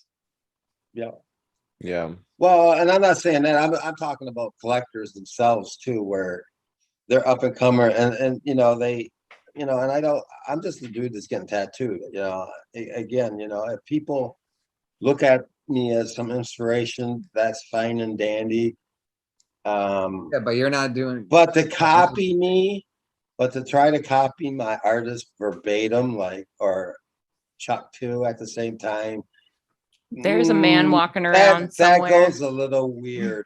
Yeah. Yeah, With- people have the same tattoo. Yeah. that you I don't have. bode. Yeah. I don't bode. Yeah, there's a man walking around somewhere that has a chest piece that is remarkably similar to mine. Like remarkably similar. And you know, I've seen my own tattoos. I've seen tattoos that I have done. I have seen those copied. I have seen like, oh, two sisters, one sister came to me, the other went to so and so. Like I've seen like deliberate copies of my work. I've seen somebody who wanted me to work on them. They were from out of state. They had an artist tattoo one of my like marker renderings on them, which is fine. I wasn't even mad about it. But like I've seen people copy my work and like that makes me feel some type of way, but at the same time like okay, it happens.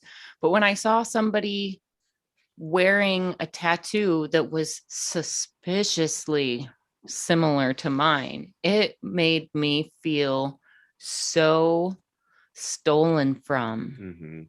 You know what I mean? Like everything Oh, that I had gone through to achieve that, I was 2 sessions deep and they've got a garbage, probably 4-hour version on their chest. And like, oh You man, just like gotta, I like, get keep angry thinking track. about it. Yeah, you I gotta don't. realize you have the original, like, you know, as soon as we put our pieces out there online, I mean, it's just that's it. I You just think know, like- copyright should be a freaking Well, common there are sense. so many You know other what I mean? artists that Like, follow both Ty McEwen and Adam France. So, like, it could be a flattering homage or a, oh, this was a great idea. Let's do this. but Or then like it's- a but then collector there's the could have teamwork brought part that like I where idea. said, there's the just teamwork part say with the inspired by yeah. the artist. You know, it doesn't The take artist should know. much. Yeah. The The artist should know not to it's copy something just- verbatim like that. Always. I feel like there's in tattooing, there should never be an homage that looks exactly like the same tattoo unless that person literally got a hold of that artist. Because it's still a small tattoo community. Now, to be There's a lot fair, of artists, but if you post it online, someone's gonna see it, especially if it looks like, you know, someone else's piece like that. Mhm. And it's not gonna bode well yeah, for if a anybody. if a high school scratcher sees it and their buddy is like, hey, I want this, they're not gonna think twice. So it's kind of like either if they know and they do it anyway, it just shows their character that they don't have integrity. so I've got this Mhm. lady that I work on. Yep. I still work on her regularly. I've done a lot of work on her, but the first piece that we did on her, she brought me this like zombie nurse, and then she brought me this Joe Capobianco pinup, and we kind of like combined the two. But like to hear me talk about her piece or to hear her show that piece to somebody else, she's like, this is Fawn's version of a Joe Capobianco. You know what I mean? Like it's introduced as like, yes, it's definitely Joe's outlines that I totally ripped off, but it is introduced as such. You know what I mean? Yeah, It's there's not no introduced qualms about as, it. yeah, there's just the way to, you know, like you were saying, the inspired by, or the like, I took his work and we made it our own, but like it's still his outline. Like he does very specific things like with the mouths of his pinups, and I love it. And sometimes I just do it just because I like the way it looks. Is it Joe's trick? Absolutely. If anybody called me out for it, I would be the first one to be like, oh no, I totally stole Right. that trick from We Joe. love Right. Joe's Oh work. yeah, Yeah. And this that's a is what totally you different wanted, thing. and you were But able I'm- to But tweak I it feel into your own. I'm also With not a your own new school flavor. artist. So the few times Yeah, that I somebody feel that. asks me to do something that's new school, or like new school outlines with my coloring, or like anything like that, like I'm going to go to one of the masters before I fake it. Like that's going to help me give them like on the Right. nail on the I head think techniques, project. and when you see things you like in other art, like that's just art in general. Like it's Yes. okay to take technique. It's okay to like look at something and be like, okay, I can do that. But it's another thing to take someone's idea. To take someone's idea Mhm. is completely different than taking part of their arsenal of techniques, because you can be the most technically knowledge person at anything. Anyone can get book smart on something and know something or how to do something super well, but it's a whole nother thing to have the artistic mind, or like the mind to put something together and make an idea and bring those things together. And that's what separates, I feel like, art from like, you know, being a printer or Yeah. something like that. Mhm. And that you're stealing an idea. You can take techniques. I Yeah. feel like every artist in the world, that's all they've ever done. That's how we accumulate techniques, whether we figure it out ourselves. Most times we see another artist do something, or another artist teaches us how to do something. Especially we live in the land of, we're tattoo artists. We all apprenticed. I you just know, find it like- funny how much more angry I felt when somebody basically ripped off my tattoo versus a tattoo that I did for somebody else. Like it just felt so much more like, Yeah. it just felt so much more of a violation. I've And had, that's back one when of I those, first like- started doing sacred geometry, I didn't know there was a world of sacred geometry tattoos. I was so in my own little realm that like I was drawing a lot of sacred geometry and a lot of geometrical stuff, just like crazy mandalas and crazy flower of life tessellations with, you know, your old, Protractor. I'd use a pin and a string and a pen sometimes if I didn't have a protractor and a fucking compass. And like I was doing that all the time, and like I'd spend so long making those, and then I started doing tattoos like that a little bit, but I still wasn't even, I didn't know who Cassidy Bell was. I didn't know who like Dylan Forte, like all of them. They were some of the first people I got to know, but because people were like, have you seen this person's art? It looks like your art, but like way more advanced and stuff.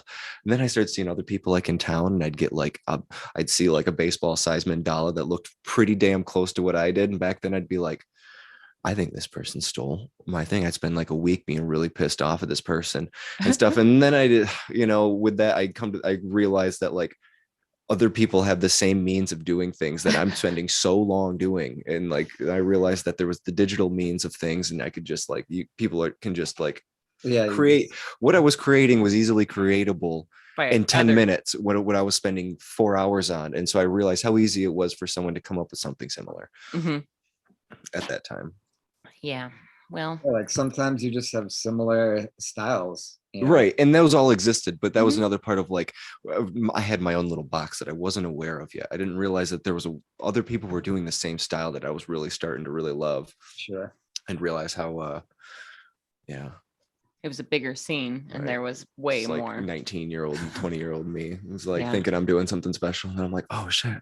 I'm like, Yeah. but what it pushed me to do is it pushed me to do that my very best and be like, you know, just try to be the best at what I was doing. It wasn't about being number one. It was that like that. I like that push within myself to Yeah. be like, just to like, be like, oh, I see that. I want to do it like this. And like, Mhm. I don't want to do that. I Like, just if I'm want to gonna do do something. this, I'm Because gonna be now the best at that it. has raised my level of coolness in my brain. Because now I'm Mhm. like, that is cool. And I never thought about that. So now my level of coolness has went up a little higher. But now I have a level of coolness that I have to achieve. So now, like, you know, that's what raises the bar, is like, no, it's got to be cooler than that, because I want to see something cooler than that. Not because I want better clout. I just want to see something cool. The more Yeah. that you learn is Got it. possible, the more your ideas should grow. I think. Mhm. All right. Well, we have 3 o'clock. just officially hit the 3 o'clock hour, guys. I think we had an excellent episode today. Yeah, me too. It was a fun Are time. you guys able to join us again next week? Should be able to. That would Should be be rad if able you to. could. It's been a while since we've talked to you, Chuck. I definitely enjoy anytime you're able to join us. Yeah, I'm always down anytime. What's next Thursday? Let's see. I think I should be able to do it on the 13th. Yeah. Yeah, I believe. Yeah, I'm Yeah, so I guess join us next week and we'll just kind of carry on the same roundtable we got going on today. I think this was a Yeah, super good sounds good. discussion. Yeah. You've gotten so much work recently, Chuck. I'd love to hear a little bit more about some of your sessions, and Todd's got some session coming up, right? Yeah, 24th. Yep. So we can maybe next week we can have like the prep talk of like what you guys do getting ready Oh yeah. when definitely. you've got sessions coming up, and Yeah, we can just hopefully- jump down that rabbit hole. I love talking about how we need to prepare to get tattooed. So Yeah, hopefully, I mean, since Todd and I have so much experience firsthand, that's Yeah. who you want to ask, the people that have been there, done that already, and continue to do it. Yep. So I don't mind at all. Hopefully some Sweet. people find it helpful, for people that want to get work, and then also for artists trying to, I guess, see the headspace of where their clients can be, and I don't know, just be helpful in any yep, way. I definitely appreciate it when Todd's able to join us and when Good you're wisdom. able to join us. I love having collectors that are very well experienced and knowledgeable about the tattoo Right. world, but you're not actually tattooers. In a Yeah. lot of ways, I Yeah. just feel like your opinion on a lot of the things that we're talking about, in a lot of ways, your opinion is more valuable. Right. I Or feel like more it's a important than different kind of mine. wisdom that we can't have because we're not in that position like that. Yeah, Yeah. we're on the other side of the needle, You're no on matter what. the inside, and Uh-huh. we're on the outside. Right. You but guys we still both have that know. objective view of Yep. the entire situation that But- we just can't have. Yeah, Yeah. I just Unless appreciate we your get guys' tattooed, but input still so can't. much whenever Yeah. you're able to join us, just because it's it's really important for collectors to hear from other collectors. Like as a tattooer, I can tell collectors my frustration, I can give you advice, but it's something different when it's somebody who is collecting because they love this artwork. You know, we're making the artwork, we're submersed all the time, but you guys have other jobs, you guys have other worlds of responsibilities, and you still love tattooing enough to like plan your travel schedules around it and budget around it. And so I appreciate collectors like you. I appreciate all collectors, but your opinions are so valuable for those reasons. So I really appreciate when that. you guys can join us. Because Yeah, that's cool. some people will just rag on us. Oh, you're not a tattoo artist. What do you know? But it's the same way if you love an album and you're not a musician, but You don't have to know how to play the music to know how good the music is and to be able to talk Yes. about the music. You don't have to make a movie to create a million fan theories about it and Yep. want to talk about it fucking Yeah, all it's day. about the passion and longevity and showing your true self. And if you're dedicating 10, 20 years to any hobby, you're going to be better than the person that just started looking at tattoos on Instagram yesterday. It's just Mhm. the way it is. It's just All right, guys, I'm gonna have to let you go. My friend, our dog's going All right. hyper. Well, all good. we're gonna all We sign all out. outta We here. Yeah. will carry